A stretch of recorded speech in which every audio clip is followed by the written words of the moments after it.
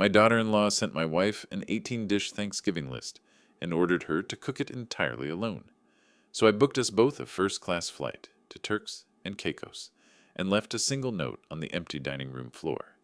Her hysterical phone call came right in the middle of our oceanside dinner. The name is Frank Caldwell, 66 years old with 4 decades spent as a forensic auditor, the kind of work where you hunt down concealed assets on behalf of federal courts. Welcome back to Family Revenge Stories. I'm glad you're here with me today. If these stories speak to you, tap that subscribe button so the next one comes straight to you. Before we go any further, I want to ask you something simple when someone you love betrays your trust. Do you confront them immediately, or do you take your time and let the consequences do the talking? Drop your answer in the comments. I read everyone. One quick note. Some details in today's story have been shaped for the purposes of storytelling, and any resemblance to specific real people or events is entirely coincidental. What matters most is the truth at the heart of it. The whole scene reeked of profound disrespect. I stood in that doorway watching the woman I have loved for 42 years absorb the full weight of our son's arrogance. Lorraine was at the sink, her fragile hands trembling as she scrubbed crusted porcelain plates. She shifted her weight from one foot to the other. A sharp, involuntary wince crossed her face, a painful reminder of the double knee replacement she had endured just 10 months ago. 10 months of grueling physical therapy, 10 months of relearning how to walk without agony, and yet here she stood anchored to a basin of cold, greasy water, cleaning up the wreckage of a dinner party our daughter-in-law, Sable, had hosted the previous evening.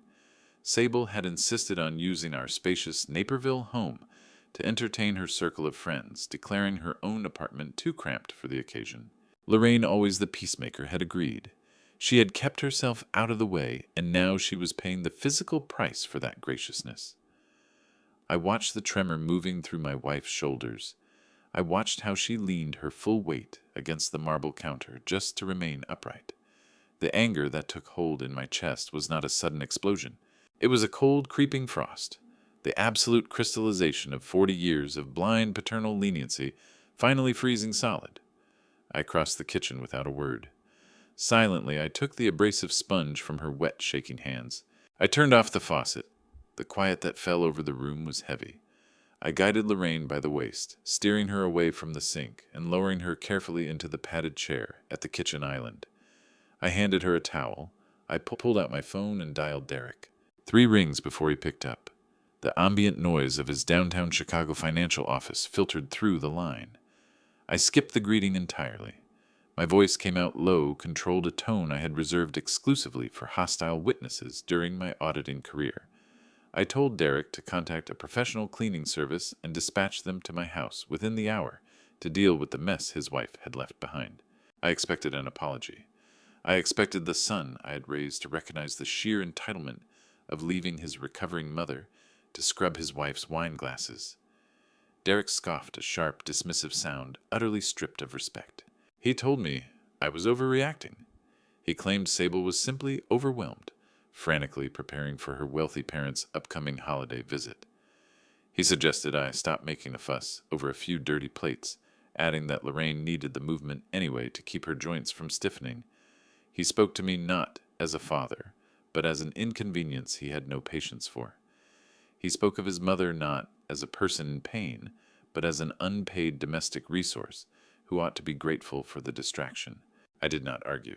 I did not raise my voice. I simply ended the call.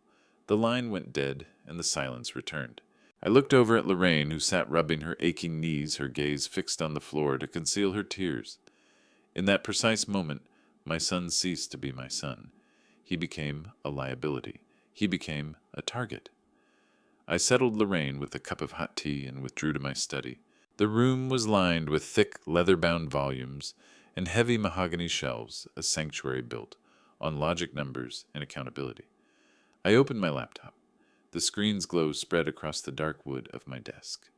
Before retirement, I had spent 4 decades dismantling corporate fraud, hunting phantom assets, pulling apart hidden ledgers, and exposing men who were convinced their greed was buried too deep to find. I understood how money moved. I understood how liars operated. I logged into the joint emergency bank account, a high-yield savings account I had established for Derek years earlier, with my name still attached as primary guarantor. It was a safety net built specifically for Lorraine's ongoing medical costs, her copays, her premium physical therapy sessions, the future procedures we knew were likely.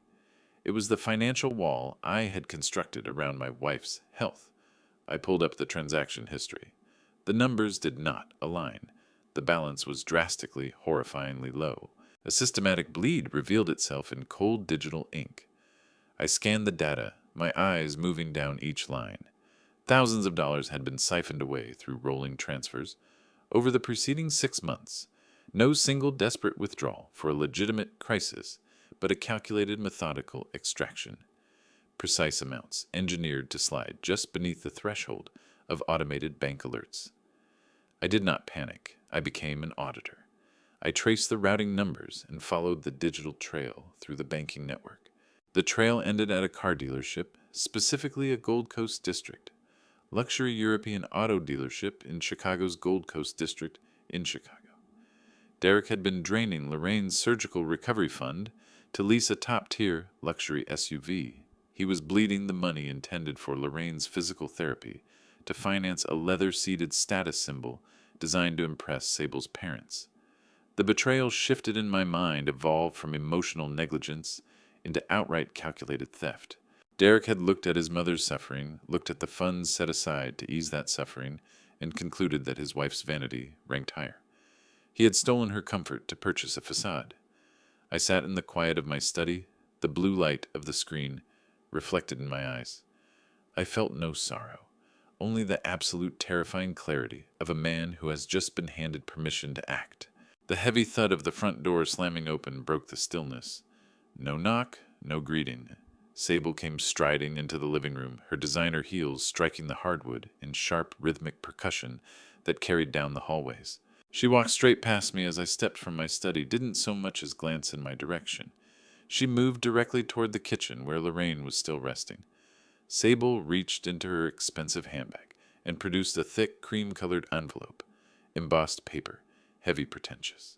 She dropped it onto the coffee table in front of Lorraine. It landed with a dull smack. Sable folded her arms, looking down at my wife with an expression soaked in condescension. She did not request a favor. She issued orders. She demanded that Lorraine cancel her physical therapy appointments for the entire following week. The house needed to be sterilized, reorganized, and flawlessly staged for her parents' arrival. Her tone was brittle, razor-edged, and entirely stripped of basic human decency. I stepped forward. I placed myself between my recovering wife and the woman who had reduced her to a disposable asset. My eyes found Sable's and held them. I kept my posture easy, but my voice carried the hardness of granite. I told Sable to pick up her envelope. I told her to turn around. I told her to walk out of my home immediately and to never again enter without knocking. Sable did not retreat. She let out a sharp, mocking laugh that scraped against the walls. She tossed her hair back, her expression curling into a sneer of pure entitlement. She informed me with a triumphant smirk that I had no authority to remove her.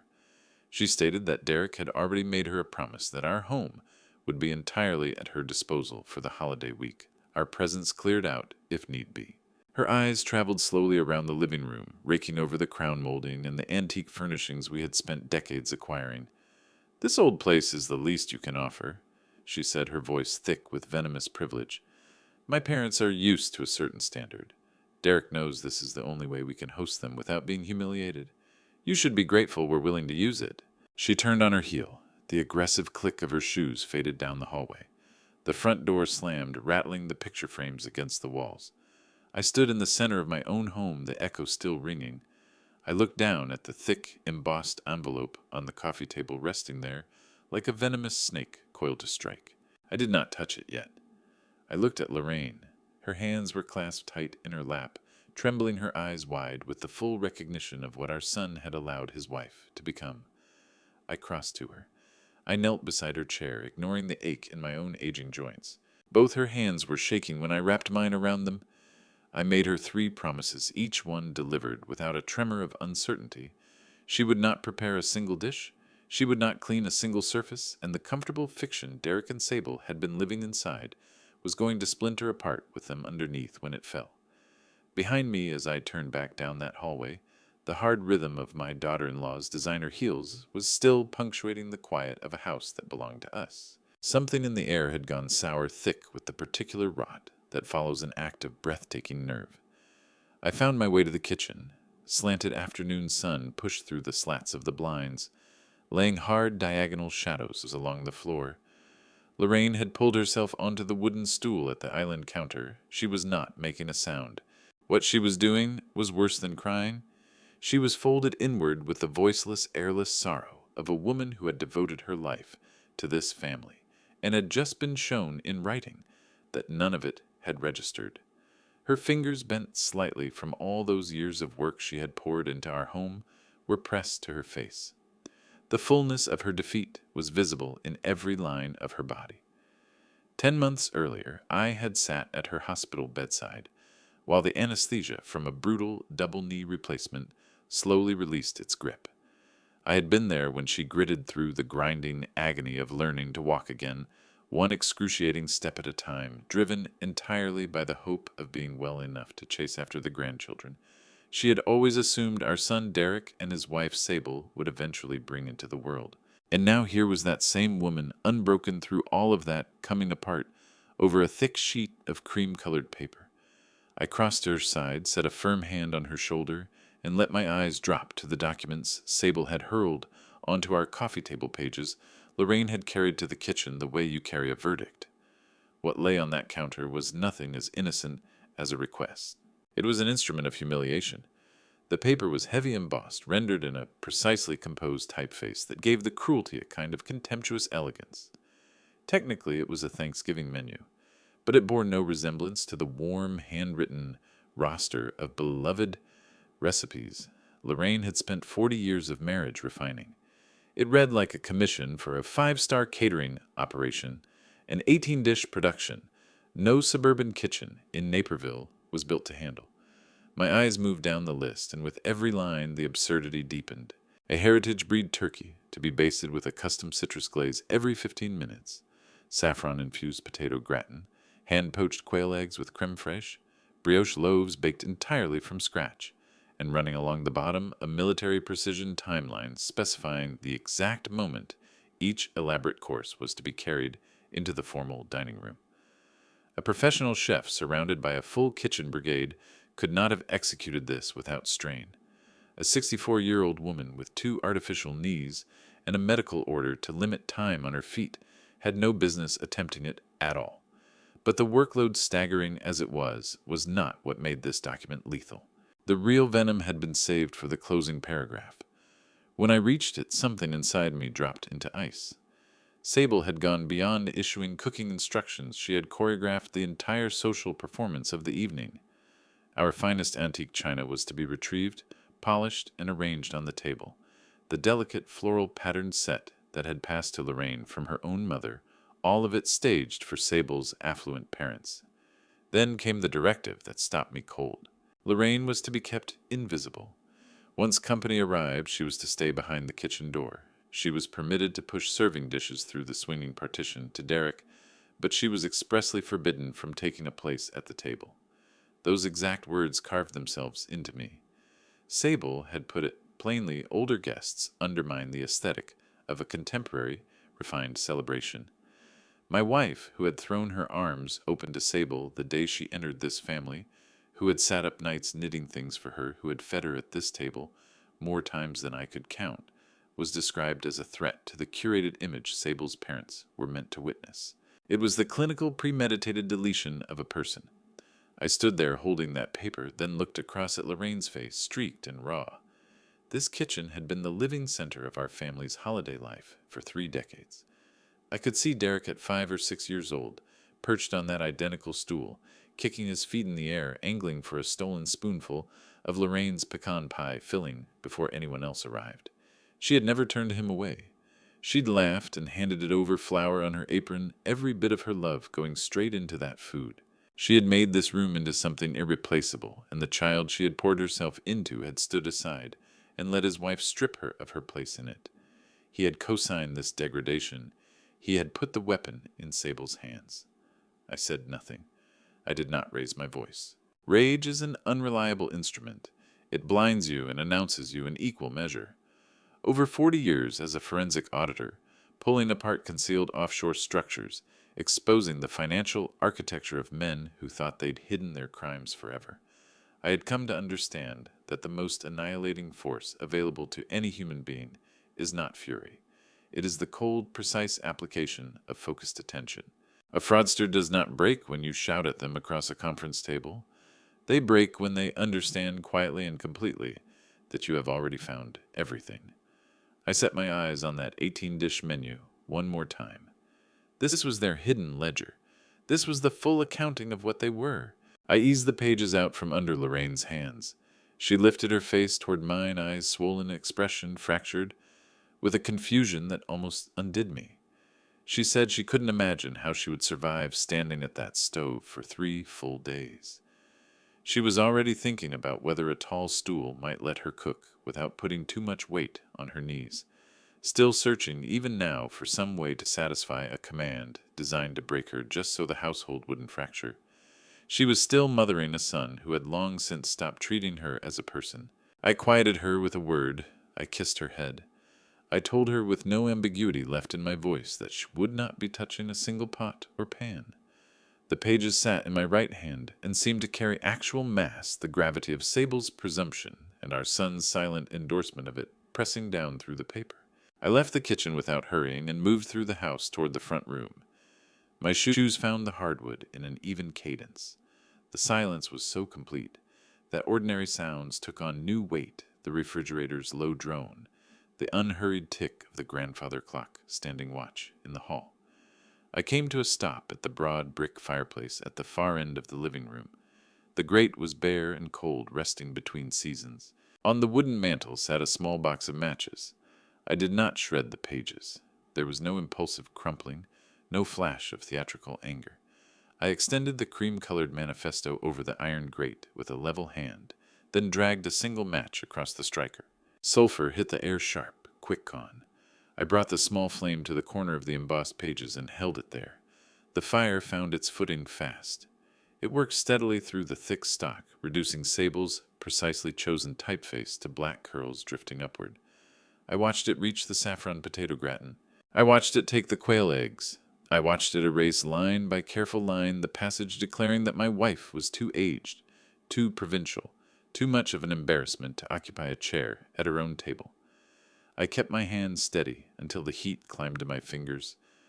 Then I opened them and let what remained settle onto the cold hearthstone.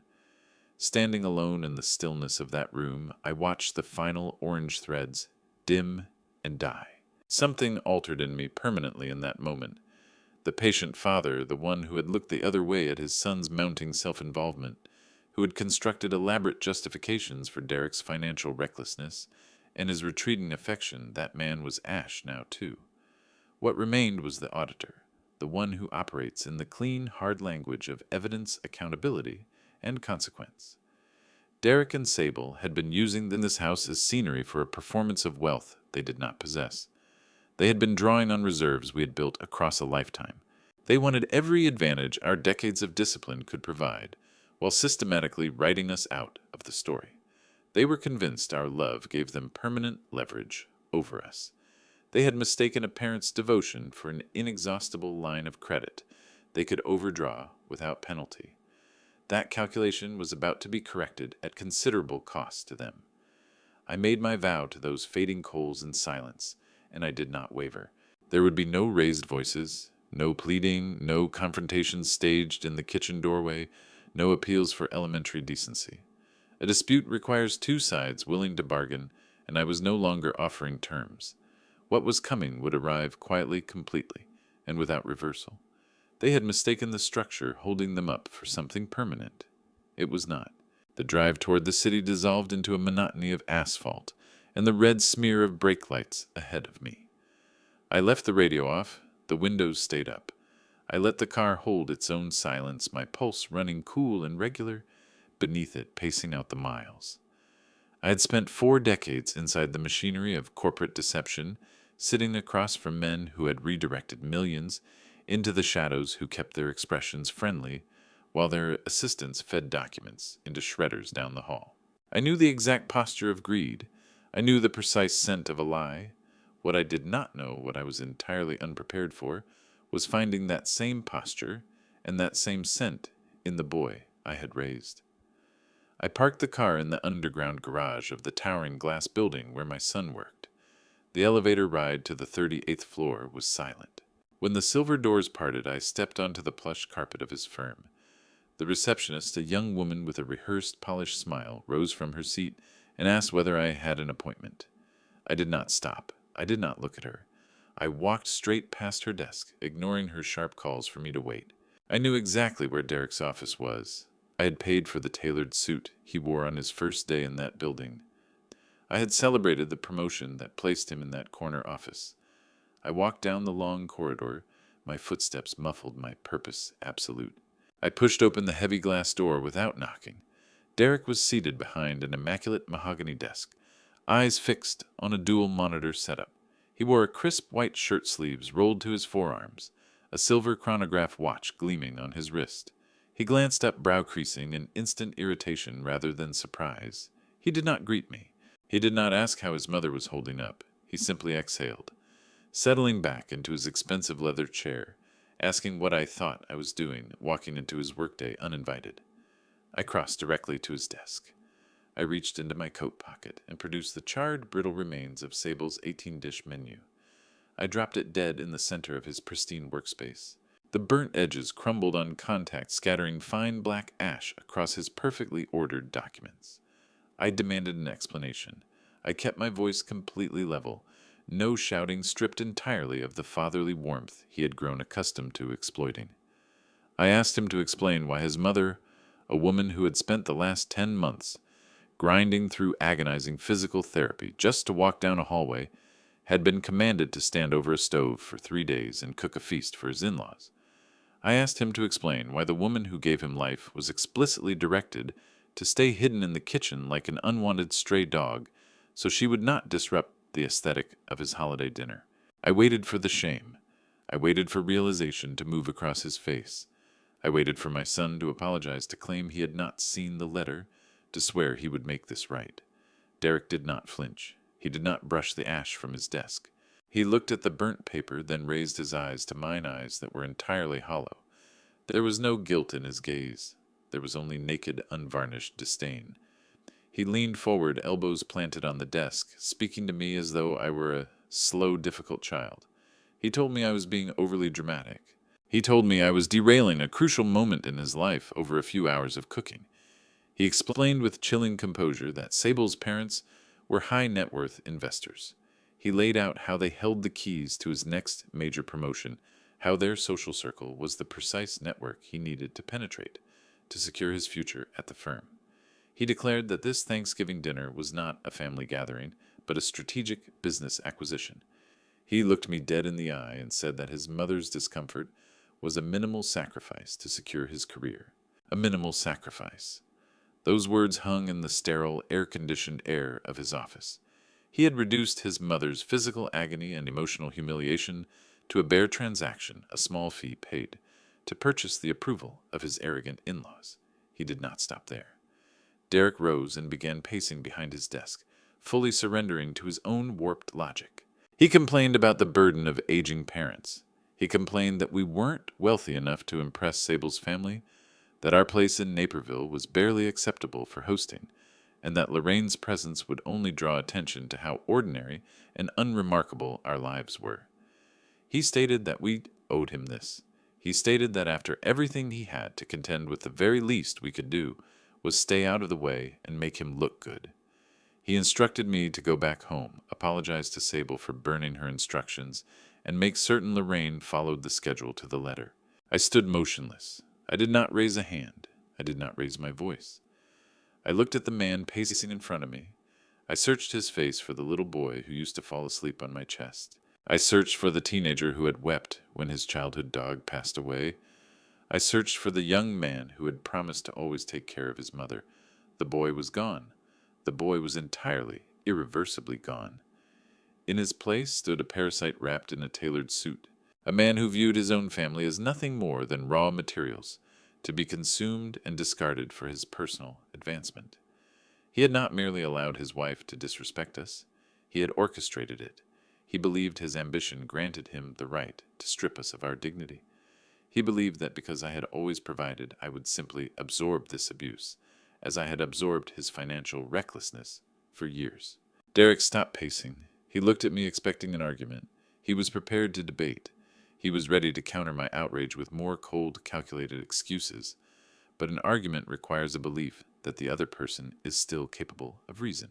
An argument is a plea for understanding. I had absolutely no desire to be understood by the stranger standing before me. I had seen the absolute bottom of his soul, and there was nothing left to salvage. I did not say a single word. I did not ask him to reconsider. I did not threaten him. I simply looked at the scattered black ash on his desk. Then I looked into his eyes one final time. I turned my back to him. I walked across that plush carpet, pushed open the heavy glass door, and left his office. I heard him call out my name. His voice edged with sudden confusion, but I did not stop. I walked past the receptionist, stepped into the elevator, and descended to the parking garage. The silence that enclosed me was absolute.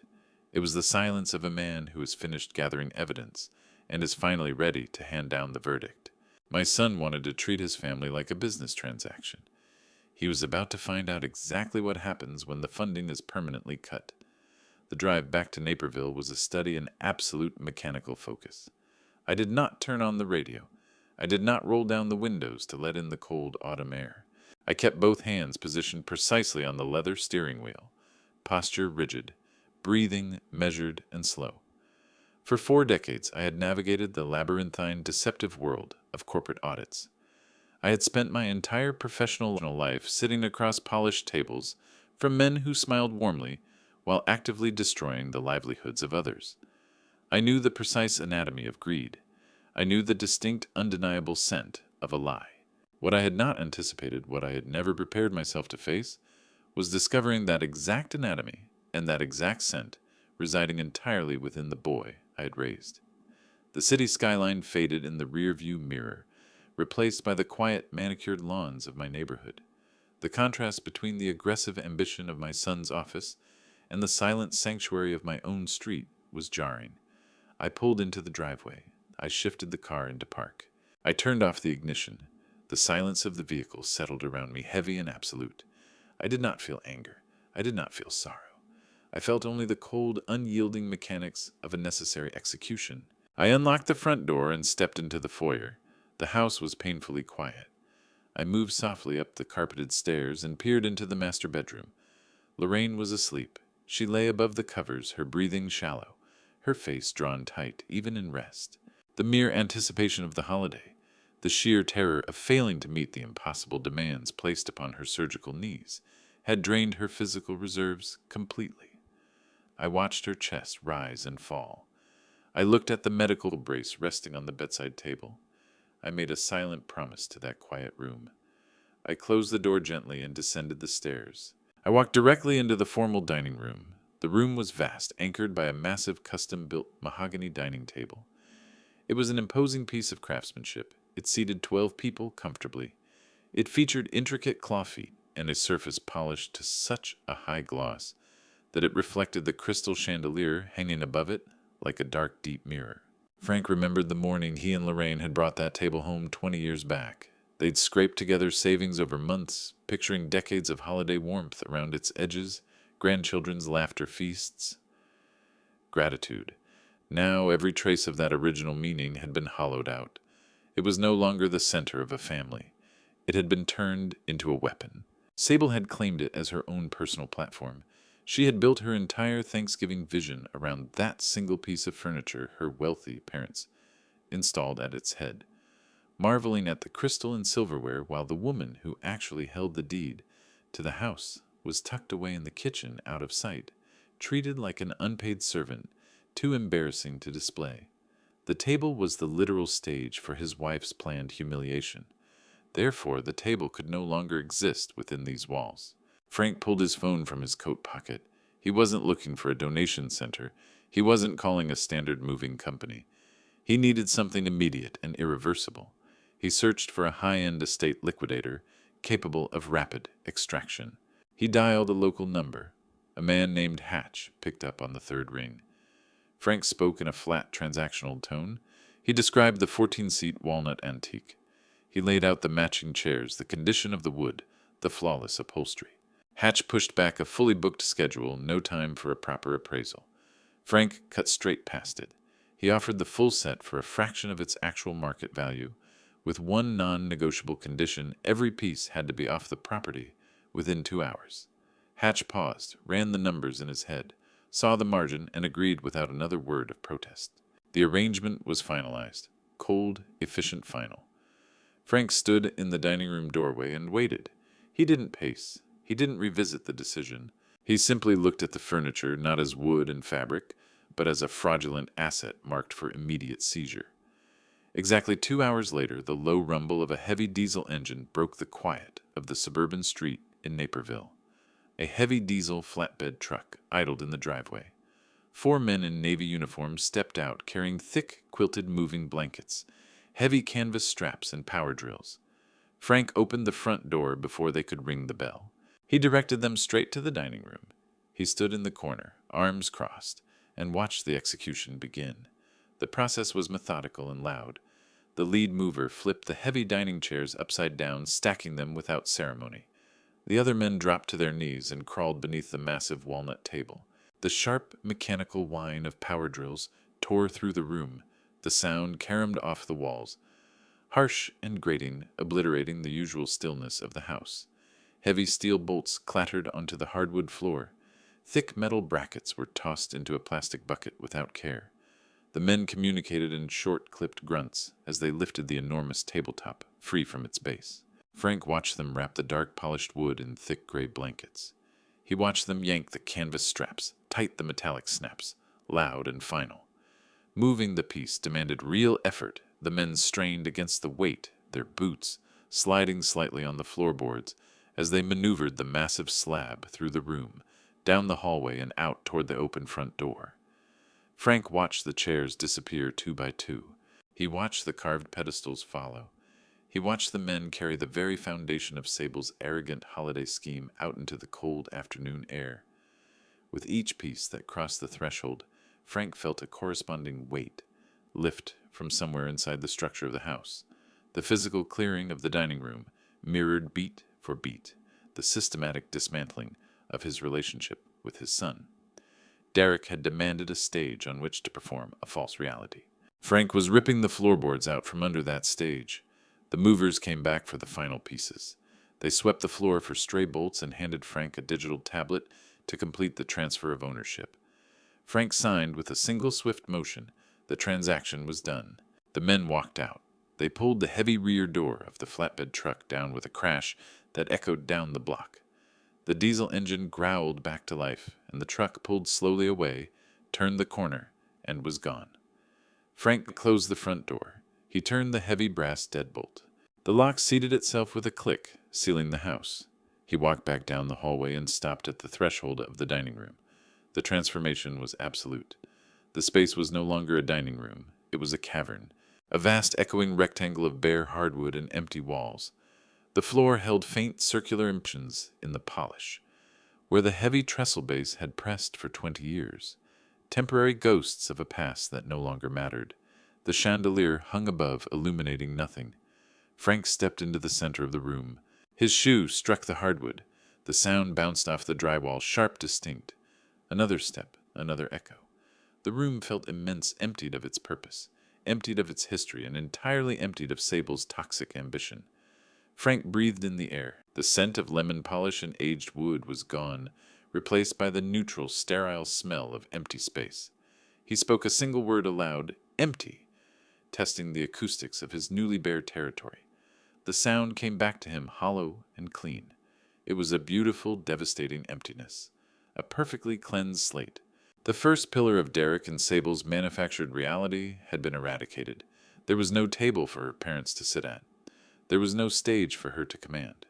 There was only a void and the quiet, relentless momentum of an auditor moving down his list. The mahogany doors of Conrad Aldridge's law firm in Chicago were heavy built to seal out the frantic noise of the city below. Frank pushed through them with a steady, measured stride. The receptionist offered a polite greeting. Frank gave a brief nod and kept walking, heading straight down the corridor to the corner office. He had known Conrad for 20 years. They had sat across from each other in countless federal depositions, picking apart the financial wreckage of corrupt executives.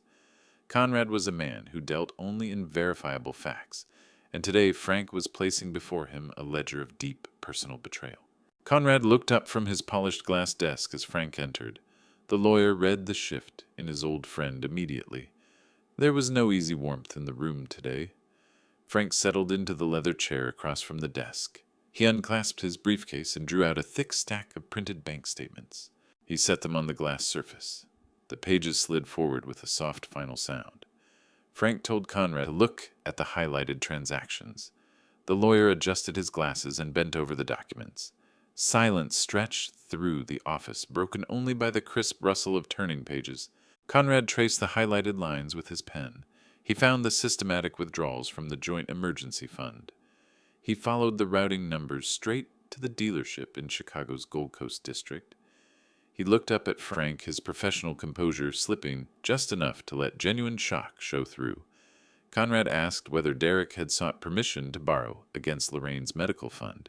Frank said his son had not asked, and he had not borrowed. He had simply taken it operating on the assumption that his mother's suffering mattered less than his wife's appetite for a status symbol. Conrad leaned back. He asked Frank exactly what course of action he had in mind. Frank didn't hesitate. He had no interest in mediation or a strongly worded letter. He wanted complete and immediate financial severance. The first strike was the vehicle. 2 years ago, Frank had co-signed the lease on Derek's luxury SUV, a favor extended out of blind parental faith, on the assumption that his son was responsible enough to carry the monthly payments. Frank told Conrad that the vehicle was the crown jewel of his daughter-in-law's image, the very machine she drove past her wealthy parents to signal her arrival. Frank requested the immediate withdrawal of his guarantor status. Conrad cautioned him that moving without notice would trigger an automatic default on the lease. The dealership would flag the account before the close of business. A repossession order would follow without delay. Derek would have no legal ground to hold on to the car. Frank nodded. He said that a man who steals from his mother to lease a car deserves to find his own way to work. Conrad printed the withdrawal form. Frank took the heavy silver pen from the desk. He signed his name in one smooth, unforgiving stroke. The first cord was cut. The second strike required fortifying everything that remained. The joint emergency account had been a fatal vulnerability. Frank instructed Conrad to drain the compromised account immediately and transfer every remaining cent into a newly established, impenetrable offshore trust. This trust would operate under rigid, non-negotiable terms. Frank and Lorraine alone could touch it. It was a financial fortress, engineered to cover Lorraine's future surgeries and premium physical therapy. Conrad drafted the transfer authorization explaining that once the funds were moved, Derek would find himself locked out entirely. He would open his banking app to a blank screen. The safety net he had been rating like a personal slush fund would simply cease to exist. Frank reviewed the trust terms line by line with the exacting precision of a seasoned auditor. He signed the second document. The ink set fast on the heavy paper. The second cord was severed. The final blow was the weightiest, the complete demolition of the future Derek had spent his whole life assuming was his to claim. Frank asked Conrad to pull up his last will and testament. For decades, the document had been straightforward and conventional. Upon the deaths of Frank and Lorraine, the whole of their estate, the paid-off house in Naperville, the investment portfolios, the retirement accounts would pass cleanly to their only son. Derek had constructed his entire arrogant worldview on that single guarantee. He believed that no matter how recklessly he burned through his years, no matter how cruelly he treated his parents, the money would eventually land in his hands. He saw his parents not as living people, but as a waiting room he was simply obligated to occupy until the inheritance arrived. Frank stared at the digital copy of the will displayed on Conrad's monitor. He saw Derek's name sitting there in stark formal type. A sudden tide of memory swept over him. He remembered teaching Derek to ride a bicycle in the driveway of the very house he was now preparing to sign away. He remembered writing the checks for the costly college tuition that had launched Derek into the corporate world. He remembered the pride swelling in his chest on graduation day, but those memories belonged to a ghost. The boy in them had long since died, replaced by a man who stood by while his wife ordered a woman with a crippled leg to spend 3 days on her feet in a hot kitchen, all so he could parade around on stolen wealth. Frank looked at Conrad and instructed his lawyer to strike Derek's name from the document entirely. He wanted Derek cut from the estate, without a single provision or fallback clause left standing. Conrad paused, hands resting still on the keyboard. He reminded Frank that disinheriting an only child was a permanent and devastating step, then asked whether Frank wished to leave a nominal sum to reduce the risk of the will being contested in court. Frank refused without hesitation. He stated that Derek was to receive nothing, not $1, not one piece of furniture, not one memory from the house. Frank then named the new beneficiary. He directed that the entirety of his estate be liquidated upon their passing, and the proceeds transferred directly to a national foundation dedicated to shielding elderly people from financial abuse by their own families. The irony was deliberate and precise. The wealth Derek had spent his entire life waiting to collect would now be deployed to combat exactly the kind of predator he had become. Conrad updated the document. The printer hummed to life, feeding out the thick legal pages of the revised will. Conrad set the papers on the glass desk, squared the edges neatly, and slid the silver pen back across to Frank. This was the point of no return. Once the ink touched that page, the reality of their family line would be permanently rewritten. Frank held the pen. He did not feel the crushing weight of grief he had anticipated. He felt no impulse to reach for the phone to call his son to plead with him to be different. He felt the cold, clean stillness of a perfectly balanced ledger. Derek had chosen superficial status over his mother's physical health and emotional dignity. Frank was simply processing the receipt for that choice. He pressed the pen to the paper. The signature came out firm, dark, and absolute. He signed the bottom of the first page, flipped to the next, and signed again, then reached the final page and placed his name on the dotted line. 3 strokes of a pen. In less than 10 minutes, Frank had methodically dismantled the entirety of his son's financial security. Conrad gathered the documents and pressed them with his official notary seal. The sound of the stamp striking paper rang through the quiet office like the drop of a judge's gavel. Conrad looked at Frank, a quiet respect settling into his expression. He informed his old friend that the paperwork would be filed with the courts before the end of the day. The auto lease cancellation would be transmitted to the dealership immediately. The bank transfer was already pending. Frank rose from the leather chair, buttoned his suit jacket, and did not look back at the desk. He thanked Conrad for the swift work, lifted his empty briefcase, and left the bank statements and the old life sitting on the glass desk behind him. He walked out of the office, down the carpeted hallway, and stepped into the elevator. As it descended toward the ground floor, Frank felt a profound lightness open inside his chest. The burden of hoping for a son who no longer existed had lifted. He had spent his career auditing corporations, prying out the rotten cores hidden beneath polished surfaces. Now he had audited his own family. He had excised the rot. He stepped through the lobby doors and out into the cold city air. He walked to his car, ready to go home, pack his bags, and take his wife somewhere near the water. The trap was set. The fuse was lit. All that remained was for Derek and Sable to strike the match. Wednesday morning arrived, carrying a biting frost that pressed against the windows of the Naperville house like a sheet of pale ice. The house sat in complete silence, entirely stripped of the frantic, panicked energy that normally preceded a major holiday. In past years, the Wednesday before Thanksgiving was an all-out battle of preparation. Lorraine would have been up since 4 in the morning, hands dusted with white flour ovens, blazing with suffocating heat, her face carrying the quiet desperation of a woman perpetually trying to meet the impossible standards of a son who never once said thank you. For decades she had hollowed out her own comfort to maintain the perfect illusion of a happy family gathering. Today the kitchen was dark, the ovens were cold. The heavy silence was a definitive answer to a question Derek and Sable had never thought to ask.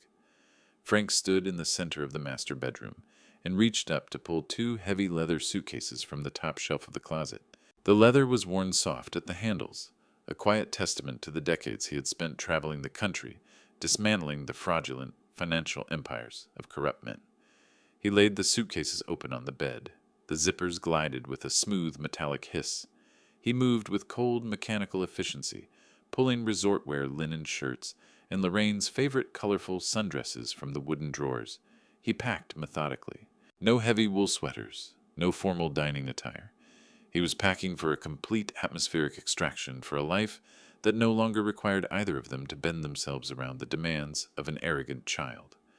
Lorraine stirred beneath the heavy duvet. She sat up slowly, her eyes adjusting to the thin gray light filtering through the curtains. She looked at the open suitcases on the mattress, then out toward the empty hallway, leading to the dark kitchen. A flash of conditioned panic crossed her face immediately. She glanced at the digital clock on the nightstand, her mind automatically calculating the hours remaining to brine a heritage turkey she did not possess to bake artisanal sourdough she had no ingredients for.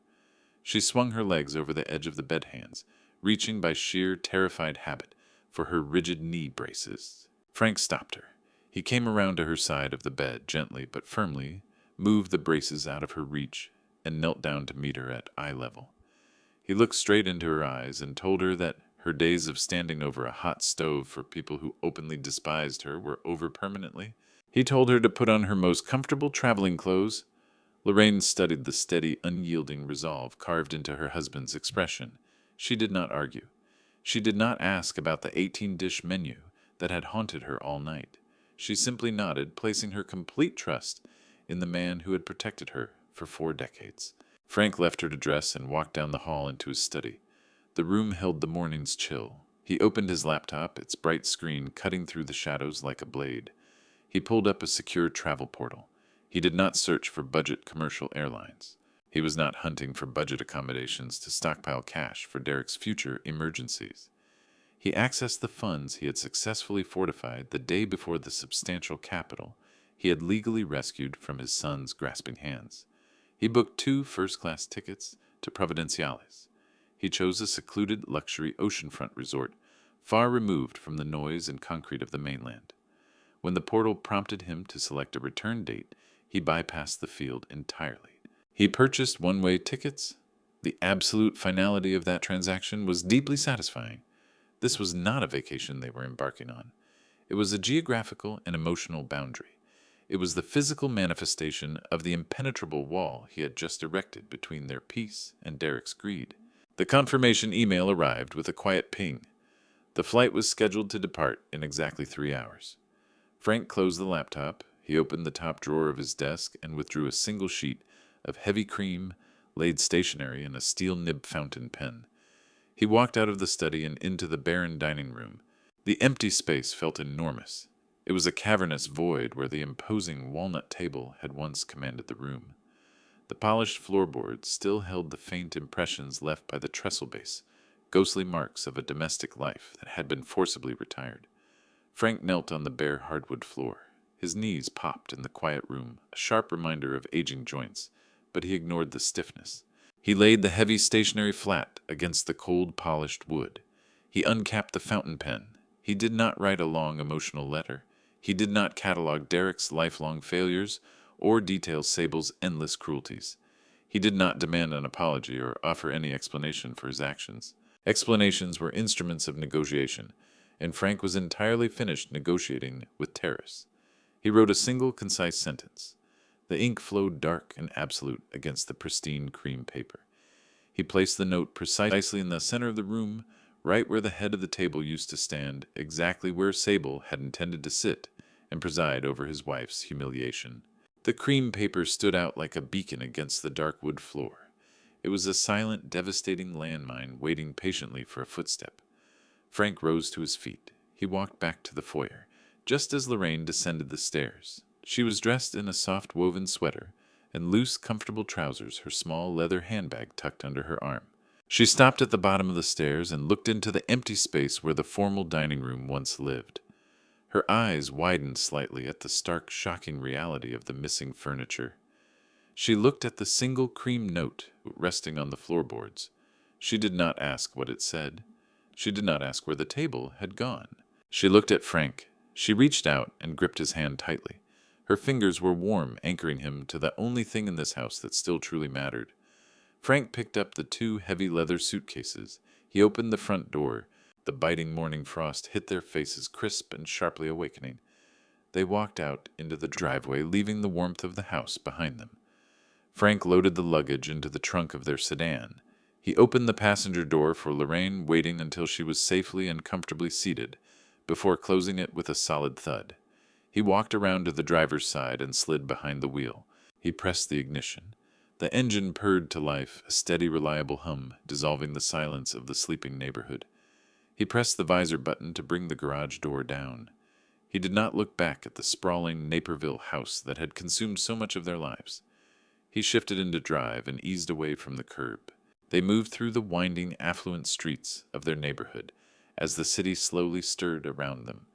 The yellow streetlights clicked off one by one, surrendering to the pale, creeping dawn. Frost-covered lawns drifted past the windows, pristine and undisturbed. Delivery trucks had already begun their morning runs, dropping last-minute supplies for the enormous, stressful holiday feasts, being frantically assembled in every other house on the block. Inside the car, the heater pushed warm, steady air over them both. Lorraine rested her head against the leather seat, watching the bare winter trees blur past the glass. Frank kept his eyes fixed on the road ahead. The highway unfurled before them, cutting through the waking city like a gray ribbon. He drove with the precise, unwavering focus of a man who had successfully navigated a treacherous extraction.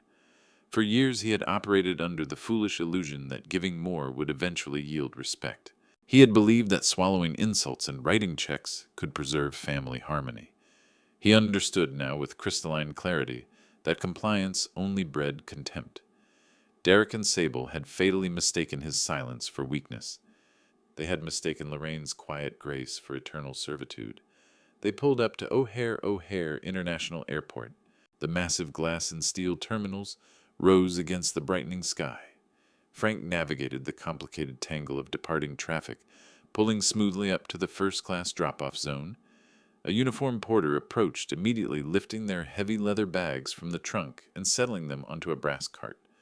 Frank pressed a generous cash tip into the man's hand. He offered his arm to Lorraine.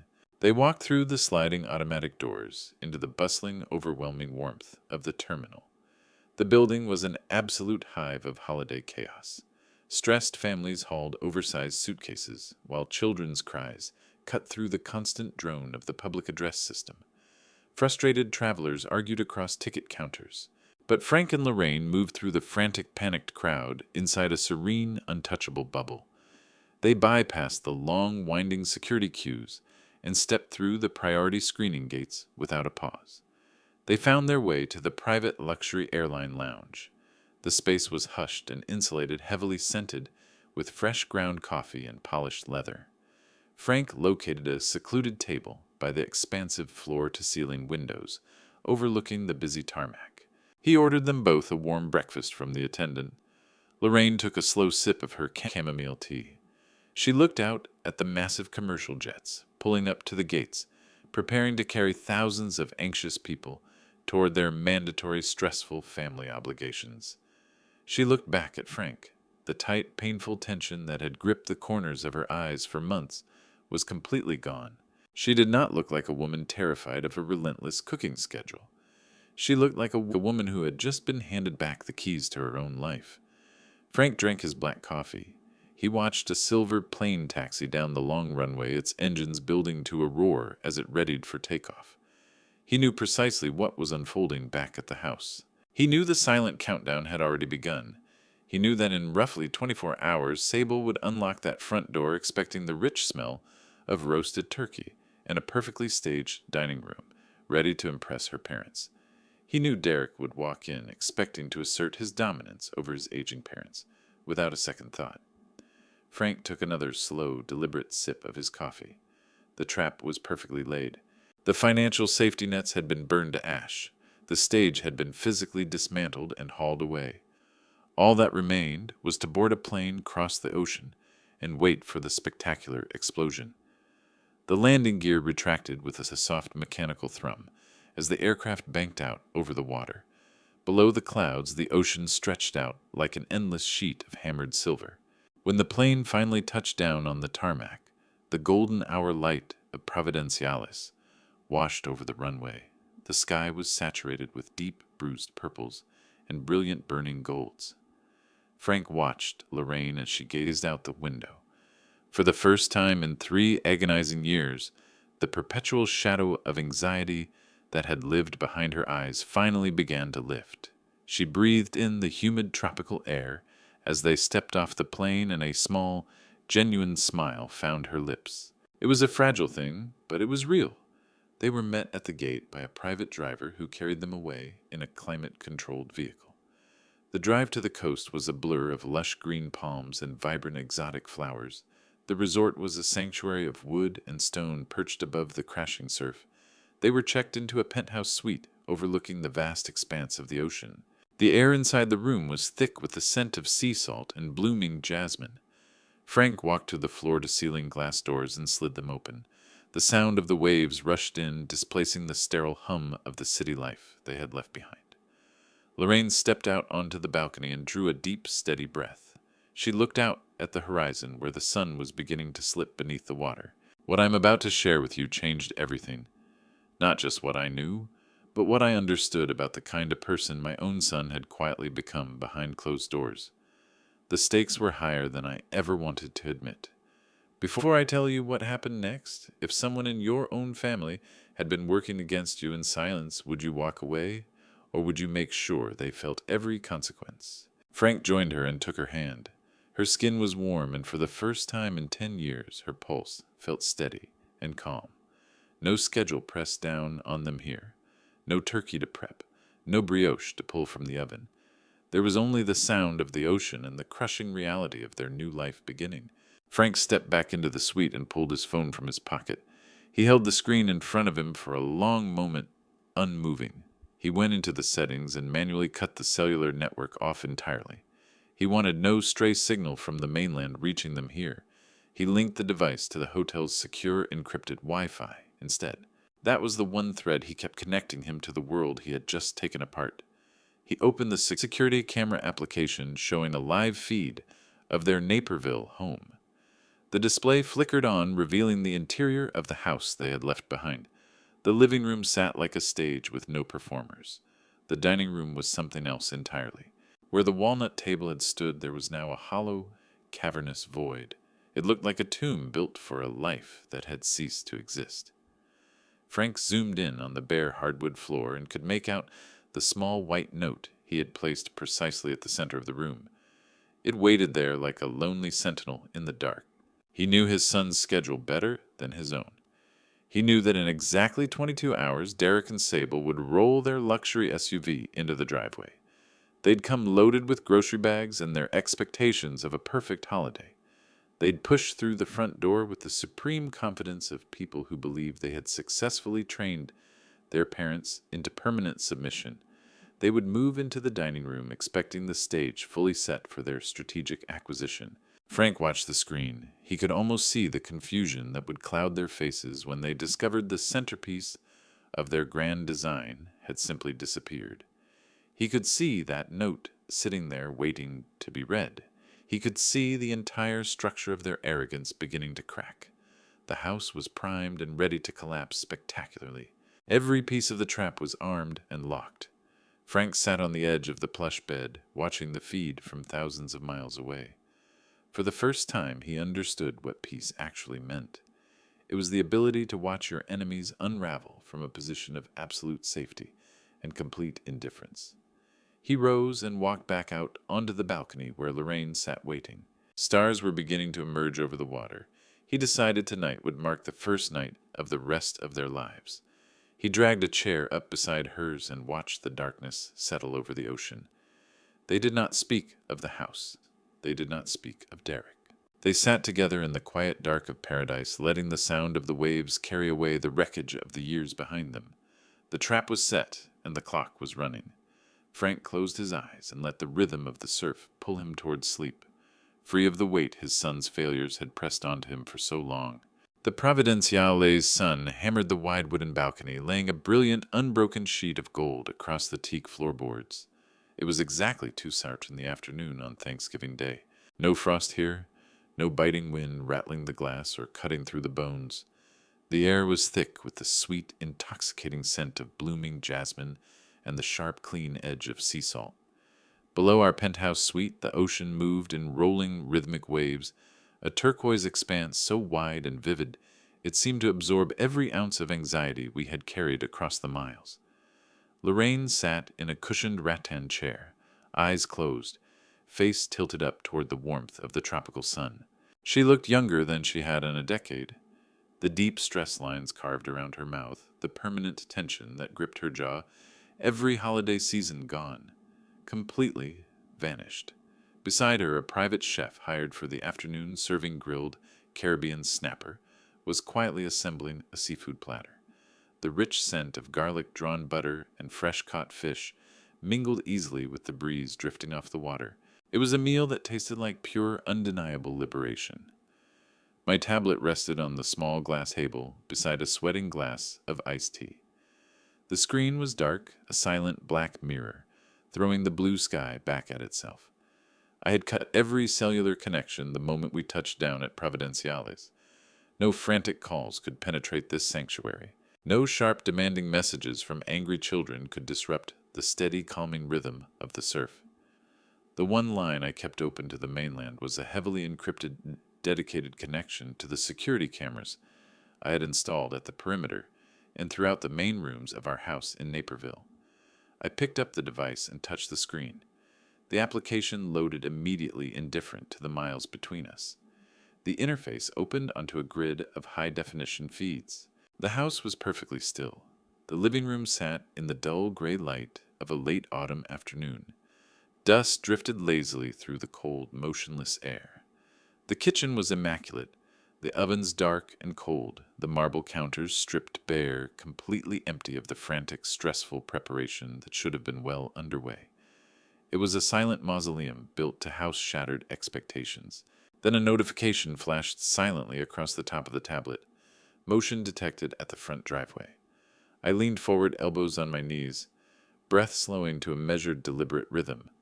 I said nothing to Lorraine. She was enjoying a piece of grilled fish, deep in an easy conversation with the chef about local spices and island cooking techniques. I kept my eyes fixed on the feed. A gleaming black luxury SUV rolled into the frame, its tires crunching against the paved driveway. It was the exact vehicle I had leased for my son, the very car whose financial guarantee I had legally cut loose just days earlier. The engine went quiet. Both heavy doors swung open at once. Derek stepped out first. He wore a tailored wool overcoat, his hair perfectly placed, projecting the polished image of a successful young executive who owned every room he entered. Sable emerged from the passenger side, wrapped in expensive cashmere, her posture radiating a practiced, manufactured grace. From the rear doors, her parents stepped out onto the concrete. They looked exactly as I had expected. Wealthy, judgmental people buttoned into designer coats, expecting to be catered, to expecting to walk into a home that reflected their own perceived status and confirmed their daughter's social ascent. Sable led the procession up the front walk. She gestured toward the landscaping, clearly taking ownership of the manicured lawn and trimmed hedges I had paid to maintain for years. She pointed toward the architecture, spinning a story of dominance and possession for her attentive parents. Derek walked close beside her, carrying 2 expensive bottles of wine and playing the role of generous, prosperous host. They climbed the brick steps to the front porch. I switched the interior camera to the foyer and pulled the angle closer. Sable inserted her key into the lock. She turned it, pushed the heavy wooden door open, and stepped inside with a sweeping, theatrical gesture, verbally welcoming her parents into her conquered territory. The camera caught the precise, beautiful moment the illusion began to fracture. As they crossed the threshold, their bodies braced instinctively for a particular sensory experience. They expected the deep, enveloping aroma of roasted turkey, sage stuffing, warm butter. They expected the comforting heat of a house that had been cooking for 2 full days. They expected the sounds of a busy kitchen, fine china being set out, the quiet, subservient presence of an aging woman bent entirely to their will. Instead, they were greeted by the sharp chill of a house where the thermostat had been purposefully turned down to 48 degrees. They were met with the stale, flat air of an abandoned building. The silence was total. A heavy, suffocating quiet that drained the performative, smug smiles from their faces immediately. Sable stopped dead in the middle of the foyer. Her cashmere coat hung loose around her shoulders. She looked toward the hallway leading to the kitchen, brow furrowing in genuine deep confusion.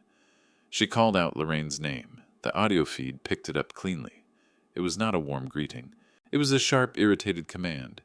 She expected my wife to come hurrying out of the kitchen, wiping her hands on an apron, ready to take their coats and pour their wine without a word. The house gave no reply. The echo of her voice bounced off cold drywall and dissolved into nothing. Derek stepped forward immediately, the authoritative posture dropping off him all at once. He looked around at the shadows, suddenly resembling a lost, frightened child. He called out for me. He shouted my name into the empty space, demanding an explanation for the unacceptable, terrifying silence. The house remained perfectly stubbornly mute. Sable's mother, a woman with a sharp, severely lifted face, crossed her arms tightly over her chest. She wheeled around and asked Sable whether this was some kind of sick prank. She complained sharply about the glacial chill radiating through the entryway. The mortification began spreading visibly across Sable's face, her cheeks mottling into an uneven, blotchy red. The meticulously constructed facade she had built was fracturing in full view of the exact audience she had worked so desperately to dazzle. She stormed down the hallway, her designer heels snapping a sharp, furious rhythm against the hardwood floor. She was moving with purpose toward the formal dining room, the grand, carefully chosen stage for her holiday triumph. She meant to present her parents with the magnificent 14-seat walnut dining table with trestle base as proof that she had successfully bent her husband's family into providing a venue worthy of her bloodline. I tapped the screen, switching the feed to the dining room camera. I watched as Sable rounded the corner and entered the room. She froze, every muscle in her body locked. She stopped so abruptly that Derek plowed hard into her from behind. Her parents moved up alongside them, craning past their shoulders into the space beyond. The camera captured the crushing clarity of their shared realization. The room was not a grand staged dining area. It was a bare, echoing shell. The massive walnut table was gone. The 14 matching chairs were gone. The intricately carved pedestals had vanished entirely. The room had been stripped down to nothing. The polished hardwood floor ran unbroken from wall to wall, marked only by the faint circular impressions where the heavy furniture had once rested. The crystal chandelier hung overhead, throwing its light across an absolute, undeniable void. Sable's jaw went slack. The illusion of her wealth, her authority, her dominance dissolved into the cold, suburban Naperville air. She spun around, wild-eyed and panicking, as if the massive antique table might somehow emerge from behind the curtains. Her father let out a low, disgusted grunt, muttering loud enough to be heard about a pitiful waste of his time. Sable's mother turned to her daughter, her voice soaked in pure, undisguised contempt, demanding to know whether this hollow room was the sophisticated holiday gathering they had been promised. Sable could not produce a single word. She had no prepared script for this scenario. She had intended to treat my wife like hired help, and instead she stood exposed in an empty room, a complete fraud, in front of the very people whose validation she needed more than air. Derek stepped around his paralyzed wife. His gaze swept the vast emptiness of the dining room. Then he looked down. Resting precisely at the center of the bare floorboards, exactly where the head of the vanished table had once stood, was the single crisp note I had left behind. Derek moved slowly toward it. Each footstep rang out in the hollow space. He crouched down and lifted the heavy cream-laid stationery. I studied his face through the high-definition lens. I watched his eyes travel across the single sentence I had written with my steel nib fountain pen. The color drained completely from his face, leaving behind a pallid, sickly gray. The arrogant corporate shark who had sat behind a mahogany desk and told me my wife's physical suffering was a minor inconvenience. He was gone instantly and permanently. His hands began to shake. The white note trembled violently between his fingers. He read the words a second time, then a third, as if his mind simply refused to accept the absolute finality of what was written. He lifted his gaze and stared directly into the lens of the security camera mounted in the corner of the room. He knew I was watching. He understood precisely what this meant. In that single devastating moment, he grasped that the funding was permanently severed. The stage was dismantled. The inheritance was erased, and the parents he had treated as disposable assets were irrevocably gone. I had no need to hear what came out of his mouth next. I had no need to witness the inevitable, humiliating confrontation that would erupt between him, his furious wife, and her thoroughly disgusted parents. I had seen everything I required. The audit was complete. The fraudulent account was closed. I pressed the power button on the tablet, plunging the screen into darkness. The chaotic, toxic world of my son was severed. I set the device face down on the glass table. I looked up. The sky over the Pacific had deepened into a breathtaking canopy of vivid orange and deep bruised purple. The ocean thundered against the shoreline, powerful and utterly indifferent to the petty ambitions of mainland corporate climbers. Lorraine turned to me and held out a plate of perfectly cooked fish, her smile open and unencumbered. I took a piece, savoring the rich, layered flavors, knowing that the greatest feast of my life was the profound, absolute quiet of a clean ledger. The afternoon sun hung low over the Pacific, casting long golden shadows across the teak decking of our penthouse balcony. The air carried the heavy scent of sea salt and blooming jasmine, an intoxicating sweetness that felt wholly foreign after decades of enduring the bitter November cold of the city. Lorraine sat across from me. She was at ease. The tight-drawn lines that had lived around her eyes for so long had smoothed away, completely erased by the tropical warmth and the deep absence of expectation. I held a glass of chilled white wine, feeling the condensation bead against my palm. The steady rhythmic crash of the waves below set a calm, unhurried metronome to the afternoon. Then the quiet of our sanctuary was broken. The sharp digital trill of my cell phone cut through the sound of the ocean.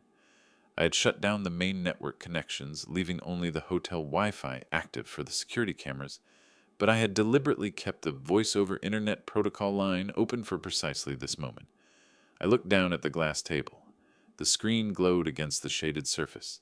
The caller ID flashed Derek's name. The digital letters looked entirely impotent, stripped of all the power they had once held over our household. Lorraine paused her wine glass halfway to her lips.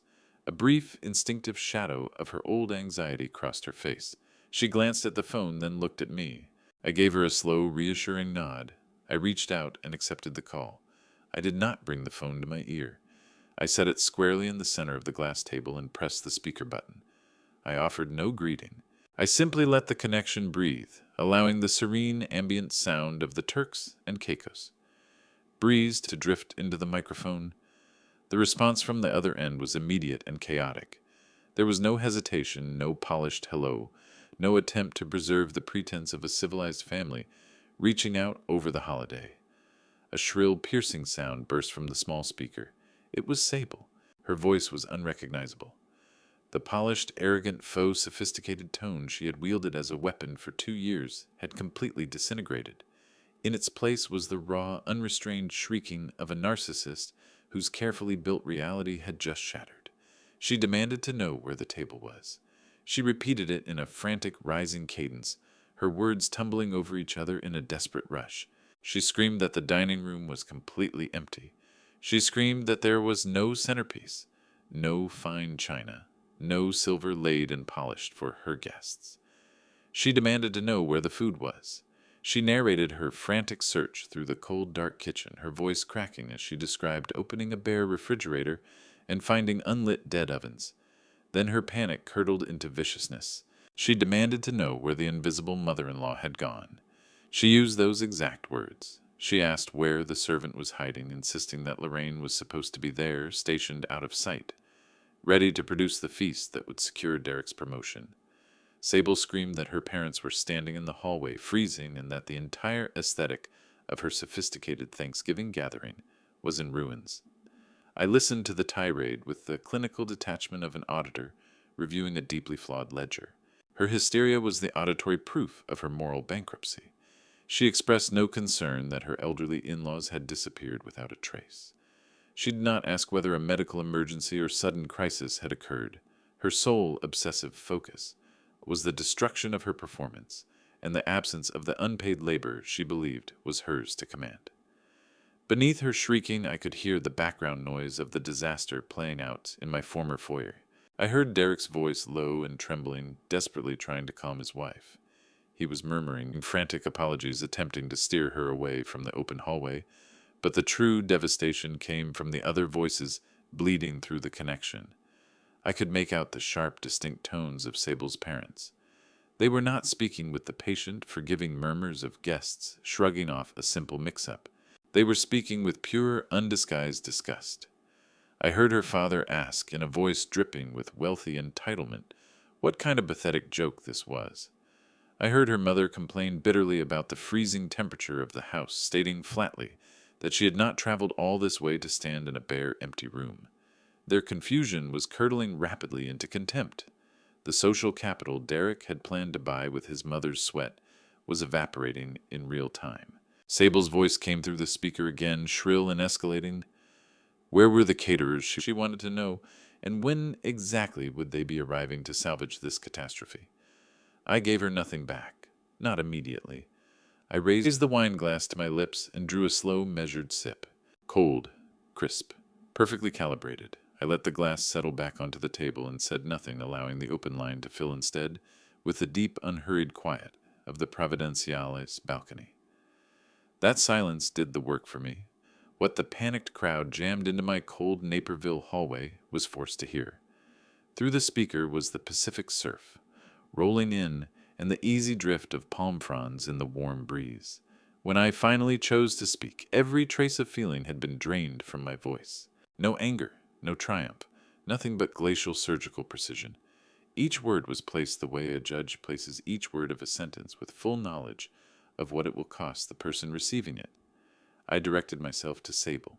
I told her she was occupying a house that did not belong to her, hunting for a table that no longer existed, waiting on a meal from a woman she had openly deemed unworthy of a seat at that table.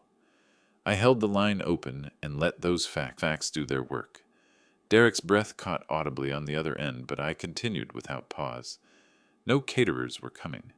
The elaborate performance she had tried to stage, the one built entirely on my wife's pain and labor, had been permanently shut down. I made sure to speak at a pace that gave her parents, positioned right there behind her, every opportunity to absorb each word I was delivering. Then I turned to the matter of the food. I told her to go into the kitchen, open the large pantry door, and look at what was waiting on those shelves. I walked her through it precisely. 10 pounds of raw potatoes, unpeeled, ready to be worked. Flour, yeast, and water, everything required for the brioche loaves, she had placed on her menu with such exacting specificity. Hand-poached quail eggs and creme fraiche on the counter. An organic heritage breed. Turkey locked in the deep freezer as solid as a stone. My tone never wavered as I arrived at the final point. Sable had authored an exhaustive minute-by-minute blueprint for an 18-dish feast. Since the creative vision was entirely hers, I told her she was absolutely at liberty to push back those cashmere sleeves and produce all 18 of those dishes with her own 2 hands. The kitchen was available. She had 3 hours before her parents would be looking for dinner. Then nothing. The screaming stopped as though a valve had been closed. The whispered commentary from her affluent parents dried up just as abruptly. The full weight of what had actually happened was finally penetrating the armor of Sable's self-delusion. This was not a deferential father-in-law she was contending with. This was someone who had planned her humiliation the way an engineer plans a demolition, deliberately, precisely, and without sentiment. Derek wrestled the phone away from her. Gone entirely was the bullish, imperious register he had used the day he sat behind his desk and waved away my wife's suffering as though it were a scheduling conflict. What came out of him now was something rawer and far less composed, the voice of someone who had just looked down and realized there was no floor beneath him. He called me Dad. He reached for that word the way a drowning man reaches for anything solid, as though the label itself could resurrect a connection he had spent years methodically dismantling. He wanted to believe this was all some correctable error. He wanted to know what had happened to the funds in the emergency account. He wanted to know why the leasing company was already calling about the vehicle. He wanted me to return, put everything back in order, and shield him from the consequences, now playing out in front of his wife's parents. I heard every word. None of it moved me, not even close to the surface. The person pleading on that line had treated my wife as a resource to be drawn down and discarded in exchange for a career advancement. I gave him the same register I had used with Sable-level transactional, stripped of warmth. An auditor, I told him, locates the fraudulent entries and removes them from the books. He had classified his own parents as expendable assets. The assets had made a corresponding decision about him. A security team would be at the house to rekey the locks. By the next morning, he and Sable needed to have cleared out whatever they had stored in the guest room and left the premises, or the matter would be handed to the police. Derek started to cobble something together, fragments of an apology threaded through excuses about professional pressure and misread signals and things being taken out of context. He wanted me to understand it had all been one long miscommunication, that he loved us. I ended the call. One tap on the red icon and the line collapsed. Every sound that had been bleeding through that speaker, the pleading, the excuses, the background noise of a carefully constructed life falling apart, silenced at once. The screen went black. What was left on the balcony was only the ocean doing what it always does, and the soft movement of warm tropical air. I picked up my wine. Lorraine was across the table, her hands resting quietly in her lap, her gaze on the phone. What I saw on her face was not relief exactly. It was something older and deeper than that, a stillness that had been a long time coming. The weight she had carried through decades of invisible, thankless labor had finally lifted. She stretched her arm across the glass table, and her hand found mine. Neither of us needed to walk through what had just happened. Neither of us needed to review it. The ledger was clean, closed. I held her hand, lifted my glass toward the last of the sun, and let the evening settle over me without resistance. Then the sound from the speaker changed character. Sable's high-pitched shrieking dropped away, sharply replaced by the unmistakable noise of a physical struggle, something abrupt and graceless happening in that empty room. I had the live security feed open on the tablet.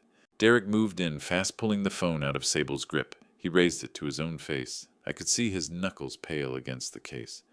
His jaw locked into that rigid set he deployed whenever he wanted to remind someone of the distance between their rank and his. He was not calling to ask whether we were safe.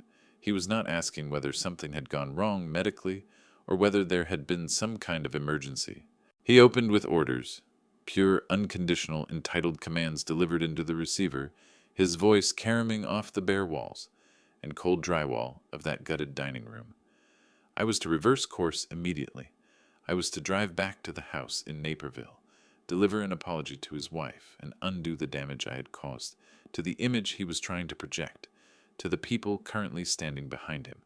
He was operating from the assumption that he still controlled the situation, that his authority over me remained intact and operative. He told me I was putting his career at risk. He told me I was embarrassing him in front of his in-laws. He told me to correct it. He actually deployed the word order. I let him run out. I let every second of his tirade play out across the encrypted connection, and I let the quiet that followed it carry the sound of the Turks and Caicos surf and the soft sigh of palm fronds drifting through that cold, hollow house on the other end. I wanted the geography of that sound to register.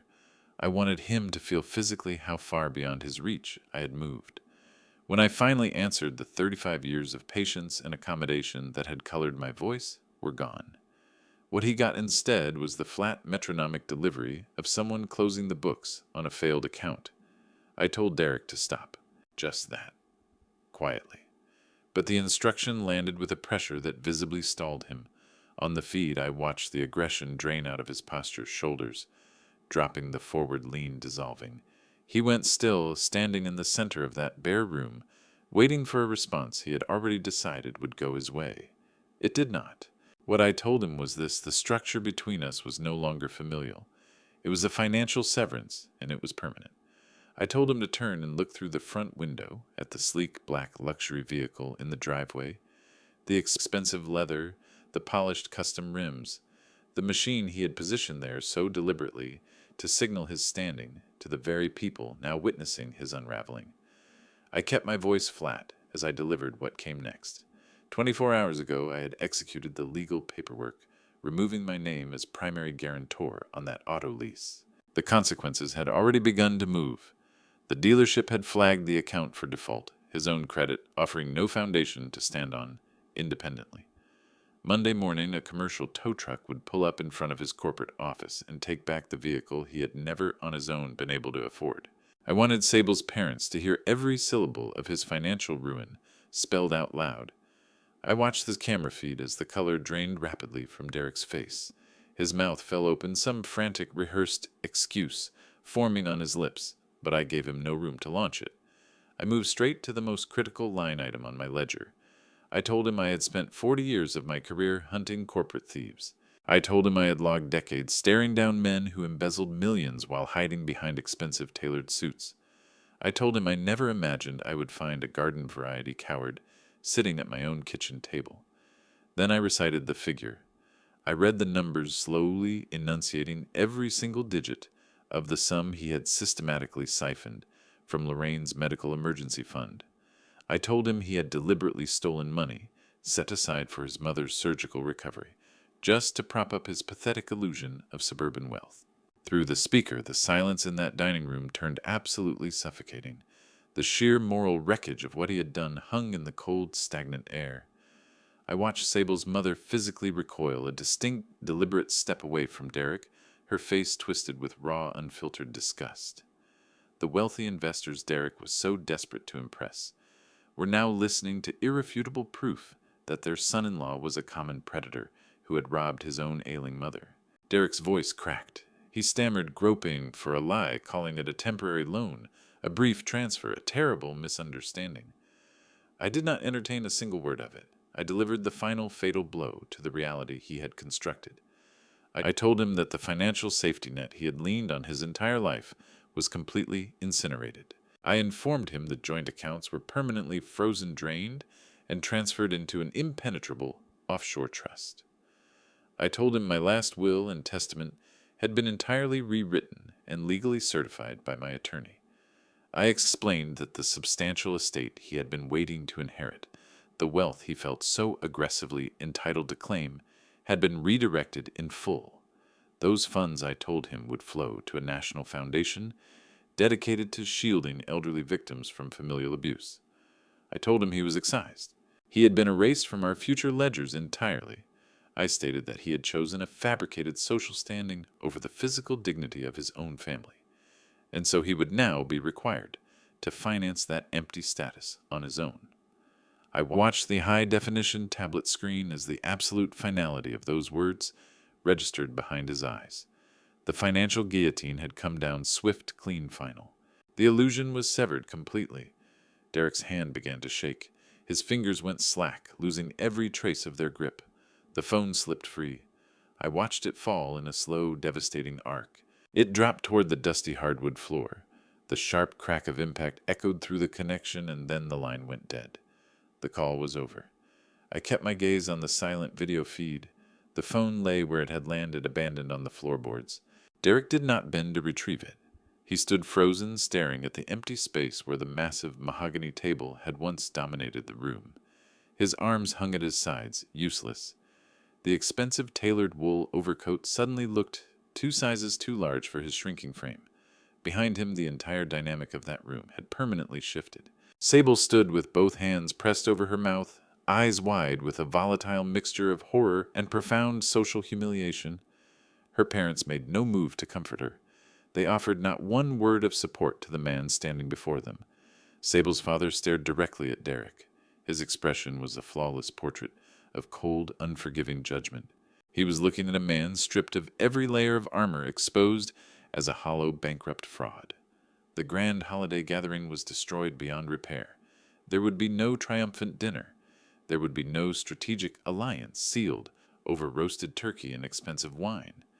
There would only be the brutal, crushing reality of a man left to explain to his furious wife and disgusted in-laws how he had managed to lose everything in the span of minutes.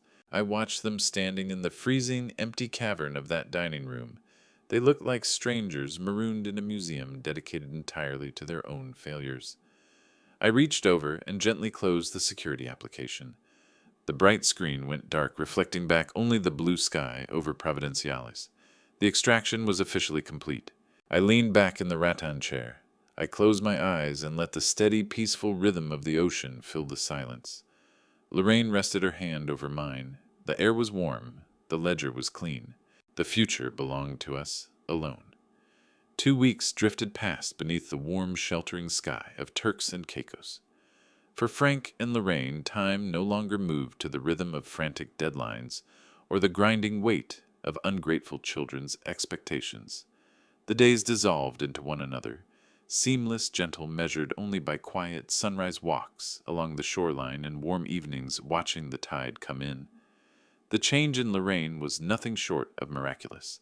The rigid medical brace she had worn through months of pain sat discarded in the far corner of the closet, wholly unnecessary. Now that she was free from the brutal labor of maintaining a home she had been made to feel unwelcome in, she moved with a new lightness that sent a deep, quiet ache of joy through Frank's chest. He watched her take her coffee on the balcony, her face soft and luminous as the morning sun settled across her skin. They were healing together in the stillness, letting the salt air carry away the toxic residue of a lifetime spent chasing a love that had never truly been offered. The days were entirely their own, governed only by sunlight and tide. But in the digital space connecting that remote island to the churning mainland, a graveyard of panic was quietly, aggressively accumulating. Frank kept his phone locked in the heavy mahogany desk drawer, checking it once a day just enough to confirm the legal barriers he had built remained solid. The voicemail inbox had become a descending chronicle of raw desperation. The first few days belonged to Derek, demanding indignant his voice, thick with the arrogant assumption that his father-in-law would eventually fold and come back to clean up the wreckage. By the second week, the tone had collapsed into panicked, breathless pleading. The messages piled up, laden with the frantic, nauseating realization that the safety net was truly ash. Sable left voicemails too, her manufactured air of high society sophistication stripped away to reveal raw, shrill hysteria underneath. Frank listened with the detached, clinical ear of a man evaluating a poorly performing asset. He did not feel the familiar, painful pull of parental guilt. He felt nothing but the calm, steady certainty that he had finally done what was right for his own survival. He deleted each message with a quiet tap of his finger, refusing to let their chaos bleed into his sanctuary. Back in the sprawling concrete grid of the city, the total collapse of Derek's empire was unfolding with spectacular, surgical precision.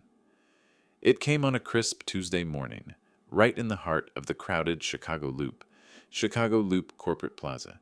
Derek had pulled his leased luxury vehicle into the prime spot reserved for junior executives.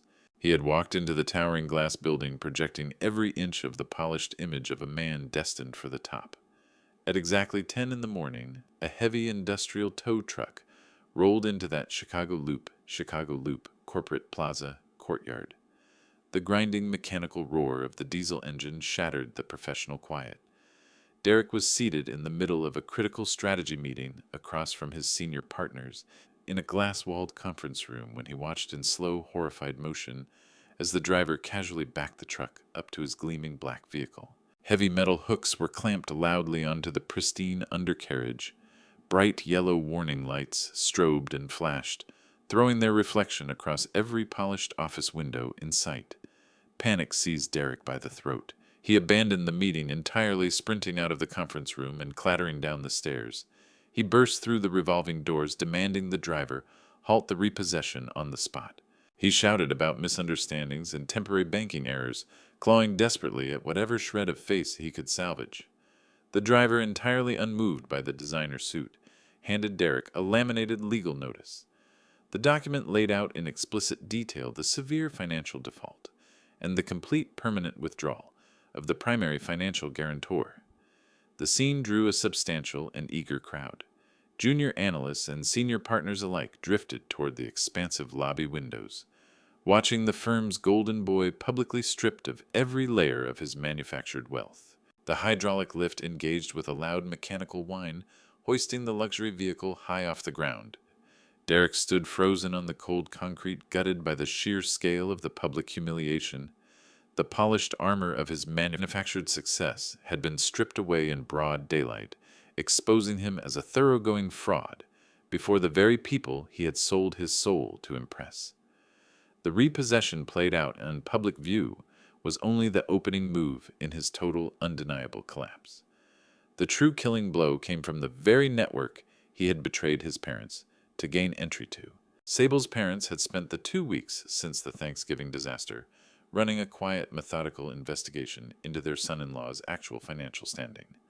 The bare, freezing dining room had shattered their confidence entirely, and what they uncovered in the weeks that followed turned their initial bewilderment into cold, calculated fury. They found the full scope of his reckless leverage, the staggering pile of mounting debt, and the absolute absence of any independent capital. They came to understand with profound disgust that they had handed their only daughter to a hollow man whose entire life was secretly underwritten by the elderly parents he so openly looked down upon. They did not reach out to Derek to voice their disappointment or offer any guidance. Wealthy people do not squander breath or time on fundamentally bad investments. They simply moved. Sable's father was a primary critical investor in Derek's firm, holding substantial capital across several key portfolios. On Wednesday morning, the firm's managing directors received formal, certified notices of immediate withdrawal. The capital was pulled in full, without a syllable of negotiation. The relationship was severed with blunt, unapologetic finality. The senior partners called Derek up to the top floor executive suite shortly after the lunch hour. The atmosphere in that room was completely stripped of its usual fraternal warmth and corporate camaraderie. They told him plainly that his personal financial instability and the sudden hostile withdrawal of his primary familial investors had made him an unacceptable liability to the firm. He was not offered a generous severance package. He was not offered a graceful off-ramp to protect his reputation or secure other employment. He was handed a flat cardboard box and given exactly 20 minutes to clear his desk under the close, unyielding watch of corporate security. Derek carried that solitary cardboard box toward the main elevators. The carpeted hallway stretched ahead like a 1,000-mile gauntlet of shame. The same ambitious colleagues who had eagerly sought his counsel just weeks before now quickly looked away, suddenly absorbed by whatever was on their computer screens. He was a pariah carrying the fatal corporate infection of public exposure. He stepped into the elevator and watched the brushed steel doors seal shut, drawing a final curtain on the career he had arrogantly believed was entirely the product of his own brilliance. He had genuinely convinced himself he was a self-made titan, conquering the financial world. He understood too late, as the elevator dropped toward the ground floor, that he was nothing more than a fragile paper kite, riding on the steady, invisible wind of his father's silent and endless generosity. Now that wind had gone completely still and gravity was collecting what it was owed. He rode a crowded commuter train back out to the affluent suburbs, arriving at the sprawling house that now felt like nothing so much as a vast prison. He walked slowly up the long paved driveway, staring blankly at the empty space where his luxury vehicle had sat just hours before. He unlocked the heavy front door, bracing for the thick, suffocating silence on the other side. Instead, the house was alive with frantic, chaotic motion. Sable was moving rapidly between the master bedroom and the grand, sweeping staircase. 2 massive, expensive designer suitcases sat heavily by the front door, packed to the absolute brim. She was dressed in her tailored coat, gripping her car keys with white-knuckled intensity. Derek dropped his cardboard box on the foyer floorboards and asked what she was doing. Sable did not meet him with sympathy or the bedrock of supportive love a spouse ought to offer in a moment of total ruin. She looked at him with the precise, cold, judgmental disgust her wealthy father had projected. She told him without a single tremor of emotion that she was leaving him immediately. She made clear that she absolutely refused to be tied to a man who had lied about what he was worth and humiliated her family before their entire prestigious social circle. She declared that she was returning to her parents' estate and that her lawyers would be in contact before the end of the week to begin divorce proceedings. She did not wait for his defense. She did not listen to his desperate, frantic apologies bouncing off the hallway walls. She picked up her bags and walked straight out the front door, pulling it firmly shut behind her. The sharp, metallic click of the deadbolt echoed through the empty foyer. Derek stood completely alone in the center of the sprawling, mortgaged house he could no longer conceivably afford to keep. He drifted slowly into the formal dining room. The space was still painfully bare, the polished hardwood floors amplifying his slow, heavy, defeated footsteps. He looked at the exact spot where his father's final white note had rested 2 weeks before. He was entirely, completely, and utterly alone. The grand, flawless facade had been thoroughly annihilated, ground to dust under the immense weight of its own vanity. He sank to his knees in the center of that empty room. The crushing pressure of his fully deserved reality finally bore down on his shoulders, burying the last fragile fragments of his arrogance in the dark, quiet shadows of his ruined life. 3 weeks after the flight to Providenciales, Frank and Lorraine finally returned to their Naperville home. The heavy wooden front door swung open to reveal a house that had been entirely purged of its former toxic weight. The air inside was crisp and clean, carrying the sharp, distinct scent of fresh winter pine and the lingering chill of a space that had rested in complete stillness. There was no trace of the manufactured holiday panic that had once infected these walls. Lorraine walked into the empty foyer and set her travel bag on the polished floorboards with a quiet thud. She didn't immediately rush to check the kitchen or run a finger along the surfaces for dust. She simply stood in the center of the room, breathing in the quiet of a space they had successfully reclaimed. Frank locked the door behind them, letting the solid metallic click settle through the hallway. A deep sense of closure wrapped around him like a heavy protective coat. They spent the first few days settling back into a routine, shaped entirely by their own desires.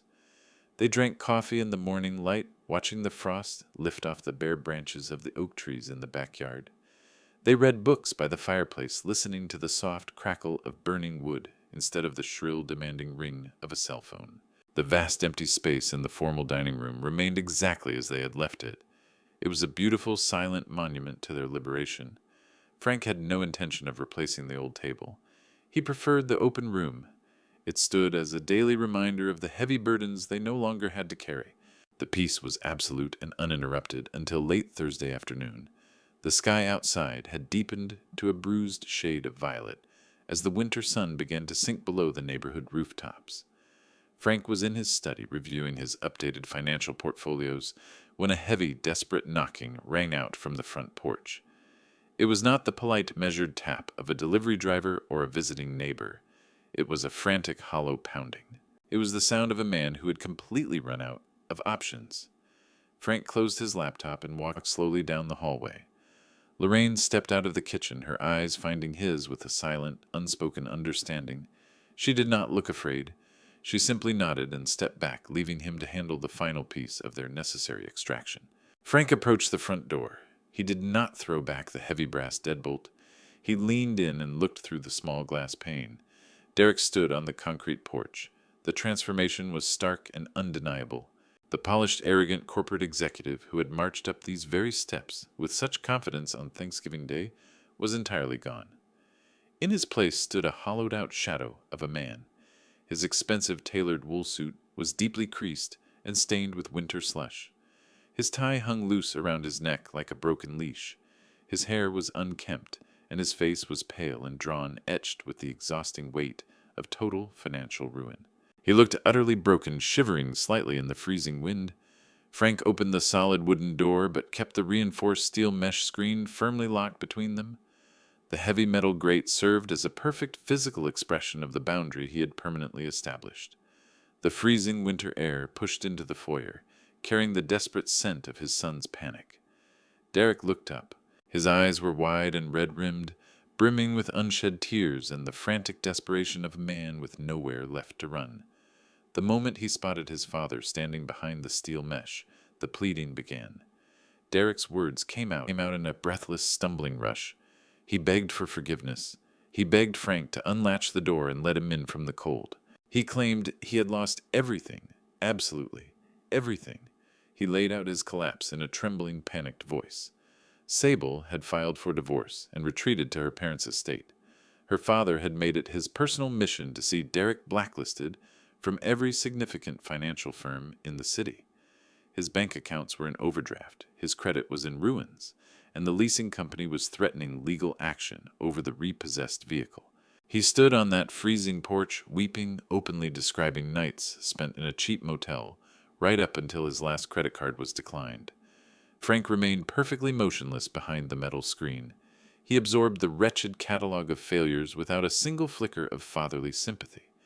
He watched the same man who had cheerfully plotted to strip his mother of her dignity in exchange for a promotion now beg for a warm floor to sleep on. When Derek's tears failed to produce the hoped-for result, his approach shifted.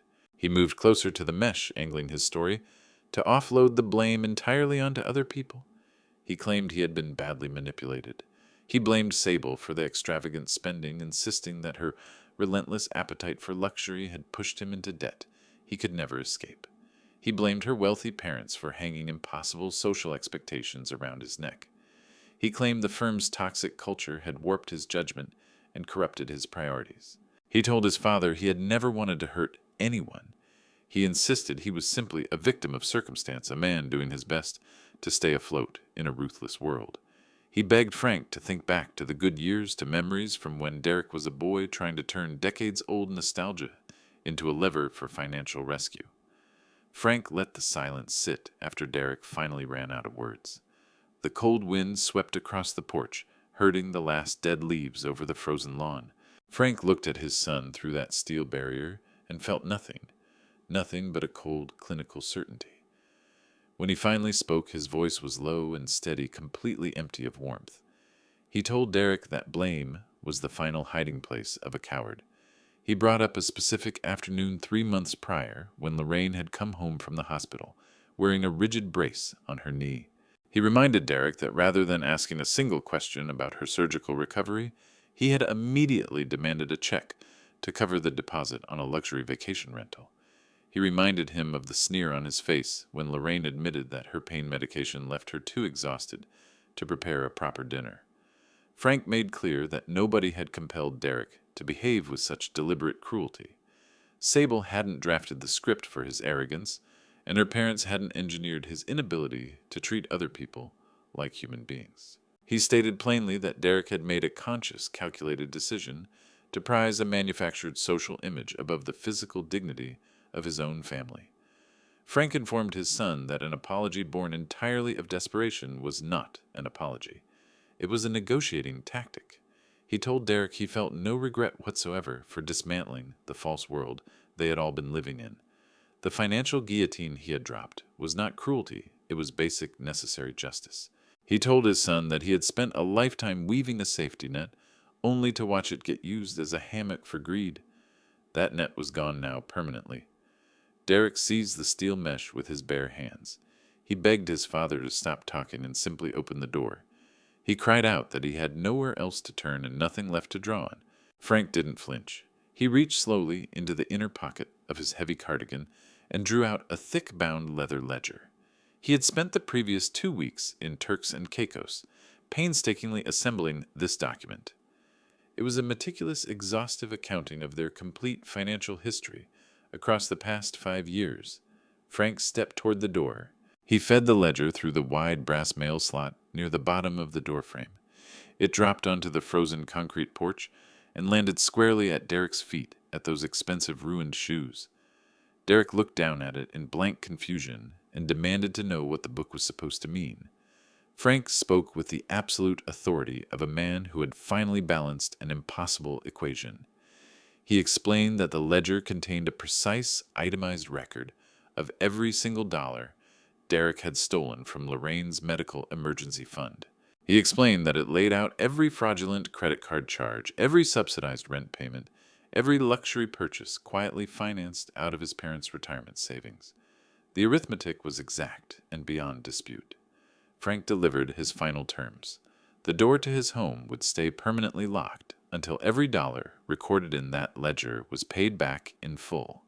He told his son to take the book, find a job, rent a cheap apartment, and begin the long, hard work of earning a living with his own 2 hands. He instructed him to work until his hands bled, and his pride was ground completely down. He said that once the stolen funds had been repaid, to the very last cent, they could perhaps sit down and talk about what earning respect actually looked like. Derek stared through the steel mesh, his mouth open in silent, horrified disbelief. He understood at last that there was no hidden reserve of parental mercy left to tap. The soft, forgiving cushion of his childhood had been replaced by the cold, unyielding concrete of absolute accountability. Frank didn't wait for a response. He reached out and wrapped his hand around the heavy brass handle of the inner wooden door. He looked his son in the eyes one final time. No parting words of comfort, no encouragement. He pulled the door shut. The solid thud of wood meeting frame carried a weight that needed no explanation. The deadbolt drove home with a sharp metallic snap, sealing the house against the cold, and shutting the darkness out on the porch where it had always belonged. Derek gripped the freezing metal screen with both hands. His knuckles went white against the dark mesh. He pressed his face to the wire, trying to see into the warm hallway beyond. Every trace of the polished corporate image that had defined him for a decade had been stripped away completely. He looked frantic and fundamentally hollow. His expensive tailored wool suit was creased and streaked with the dirty slush of city streets. His silk tie drooped loosely at his collar, less a symbol of authority than a broken leash. He shivered hard in the biting winter wind and launched into a rapid, unbroken torrent of desperate words. He invoked family as though it were a magic phrase capable of instantly erasing the enormous damage he had done. He repeated the word blood over and over, trying to lash himself to a biological bond he had spent years actively exploiting. He cast himself as a young man who had simply made a cascading series of terrible mistakes under impossible pressure. He begged for a second chance. He pleaded for a quiet conversation somewhere warm. He promised everything would be different now that his demanding wife had left him. He positioned himself as an innocent victim of her relentless ambition, making no mention of his own eager, willing role in the cruelty they had shared. Frank stood motionless in the foyer. Cold winter air poured through the open wooden door and bit at his face, but he didn't feel it. He watched the tears run down his son's pale cheeks. He listened to the ragged, frantic breathing. He observed the entire performance with the detached clinical interest of someone examining a broken mechanism. For 35 years, the sight of his son in tears would have moved him to act instantly. It would have triggered something deep and biological, the drive to soothe, to fix, to pull the pain in and absorb it himself. That drive was gone. It had been quietly excised by years of steady patient disrespect and finalized the moment Derek put his hand into Lorraine's medical fund. Frank looked into his son's eyes and saw nothing there but raw, unfiltered self-preservation. Derek wasn't crying because he genuinely regretted the pain he had caused his parents. He was crying because he had lost the luxurious financial buffer that had always shielded him from the consequences of his own choices. Frank did not raise his voice. He had no need to raise his voice over the howling wind. He spoke with a quiet, devastating authority that cut straight through Derek's frantic pleading. He told Derek to stop talking and listen closely, because these would be the last words he would ever offer him on the matter. He stated that family and blood were not magical shields that absolved a person of accountability. A real family, he explained, is built on a foundation of mutual respect and basic human decency. He reminded Derek that he had made a conscious, deliberate choice to treat his aging parents as expendable resources, something to be drained for his own social climb. Frank looked at the trembling hands wrapped around the metal mesh. He told Derek he was not a victim of manipulation. He was the willing architect of his own ruin. Frank delivered the final, unyielding truth. He told Derek that a son who trades his mother's health and physical comfort to finance a hollow lie deserves to live in the wreckage of his own making. He brought up the specific agonizing months Lorraine had spent in a rigid knee brace because her surgery funds had been quietly siphoned off to pay for a luxury vacation rental. A man capable of that kind of cold, calculated cruelty, he said, has no claim to the warmth of a family home. He told Derek that the bound leather ledger sitting on the frozen concrete porch held the precise accounting of every stolen dollar. That ledger, he stated, was now the only thread connecting them. Full repayment principal and every cent of accrued interest was the single condition. Until the debt was cleared entirely, the door would stay permanently sealed. Derek opened his mouth to fire off another round of excuses. The words never came. Frank reached out and gripped the heavy brass handle of the inner wooden door. He didn't pause. He didn't offer a parting glance or a last look of regret. He drew the thick oak door closed with a single smooth motion. The solid wood met the frame with a definitive thud that rang through the quiet foyer with absolute finality. Frank turned the brass deadbolt. The sharp mechanical click cut through the silence of the hallway. It was the sound of a permanent line being locked into place, the physical expression of a psychological wall that would never be crossed again. He stood in the hallway for a long moment and let the stillness settle over him. The frantic, desperate energy that had contaminated their front porch was sealed away for good. He moved into the darkened living room and positioned himself by the front window, looking out through the sheer linen curtains. The streetlights threw long, pale shadows across the frost-covered lawn. He watched Derek stand motionless on the porch for several long minutes, staring at the closed door while the full weight of his permanent exile worked its way into his bones. His shoulders buckled forward in total defeat. He turned and descended the brick steps slowly. His expensive leather shoes skidded slightly on the icy driveway. He moved with the heavy, dragging gait of a man bearing the full, crushing load of his own failures. He walked off down the quiet suburban street, moving away from the only genuine safety net he had ever had. Frank watched until the figure dissolved completely into the dark, frozen evening. He felt no impulse to call him back.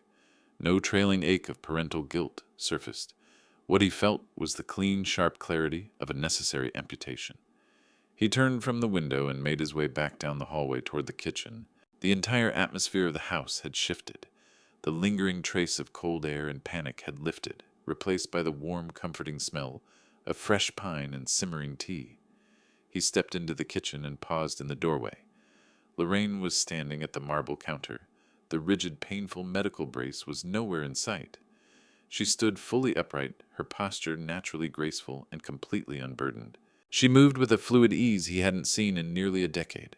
The physical tension that used to lock her spine rigid through every holiday season had been erased entirely. The funds had been restored to her account, and her surgery was already booked for the following month. She was arranging a loose bundle of vibrant wildflowers in a tall glass vase, bright yellow and purple petals, vivid against the clean, modern lines of the kitchen. She glanced up as Frank stepped in, her eyes clear and bright, entirely free of anxiety. He crossed the room, wrapped his arms gently around her waist, and pressed a slow, soft kiss to her forehead. Her skin was warm and carried a faint scent of lavender and vanilla. She leaned into him, her head coming to rest against his shoulder. They stood like that together in the quiet warmth of the kitchen, listening to the low hum of the refrigerator and the gentle rolling boil of the kettle on the stove. The massive, oppressive dining room table was gone. The relentless cooking schedules were gone. The corrosive, demanding presence of a son who had treated them as unpaid servants was permanently gone. The house breathed differently now, open and airy, charged with a new, revitalized energy. Frank lifted 2 small porcelain mugs of hot tea and carried them to a modest round table, tucked right beside the bay window. It was a simple table sized for 2 people and nothing more. Lorraine brought the glass vase of wildflowers over and set it at the center. They settled in together, looking out at the still frozen backyard, washed in the silver light of the winter moon. The house was completely quiet, but it was no longer the heavy, suffocating silence of endured humiliation or swallowed resentment. It was the rich, expansive silence of total freedom. They sipped their tea and let the warmth spread through them. There was no need to speak about the man out walking in the cold. There was no need to revisit the past. And that is where the story rests. Not with shouting or anger, but with a locked door, a leather ledger, and 2 mugs of tea by a winter window. I want to be honest with you about what all of this cost. It cost me the version of my son I had spent decades hoping he still was. It cost Lorraine years of quiet suffering she never deserved, but I believe God does not let those seasons of silent endurance go to waste. The Lord's timing on accountability is rarely the timing we would choose, but it is always exact. What I gained in the end was something I had almost forgotten. Was possible a home that finally felt like ours again. Here is what I want you to take away from Frank and Lorraine's story. First, generosity given out of fear is not love. If you are providing for someone because you are afraid of what they will do, without your support, that is not a relationship. That is a hostage situation. Recognize the difference early. Second, an apology that only appears when the money runs out is not an apology. It is a transaction. Hold that line. Third, document everything. A ledger is not a weapon. It is a record of the truth, and the truth kept clearly and quietly is the most powerful thing you can carry into any confrontation. Fourth, protecting yourself is not the same as punishing someone else. When Frank locked that door, he was not being cruel. He was finally being honest about what the relationship had actually become. If this story reached something in you today, I hope you will share it with someone who needs to hear it. Leave a comment and tell me what moment hit you hardest. And if you have not yet, please subscribe to Family Revenge Stories. There are more stories like this one waiting for you. Thank you for sitting with me through this one. Until next time, take care of yourself and the people who have genuinely earned your trust.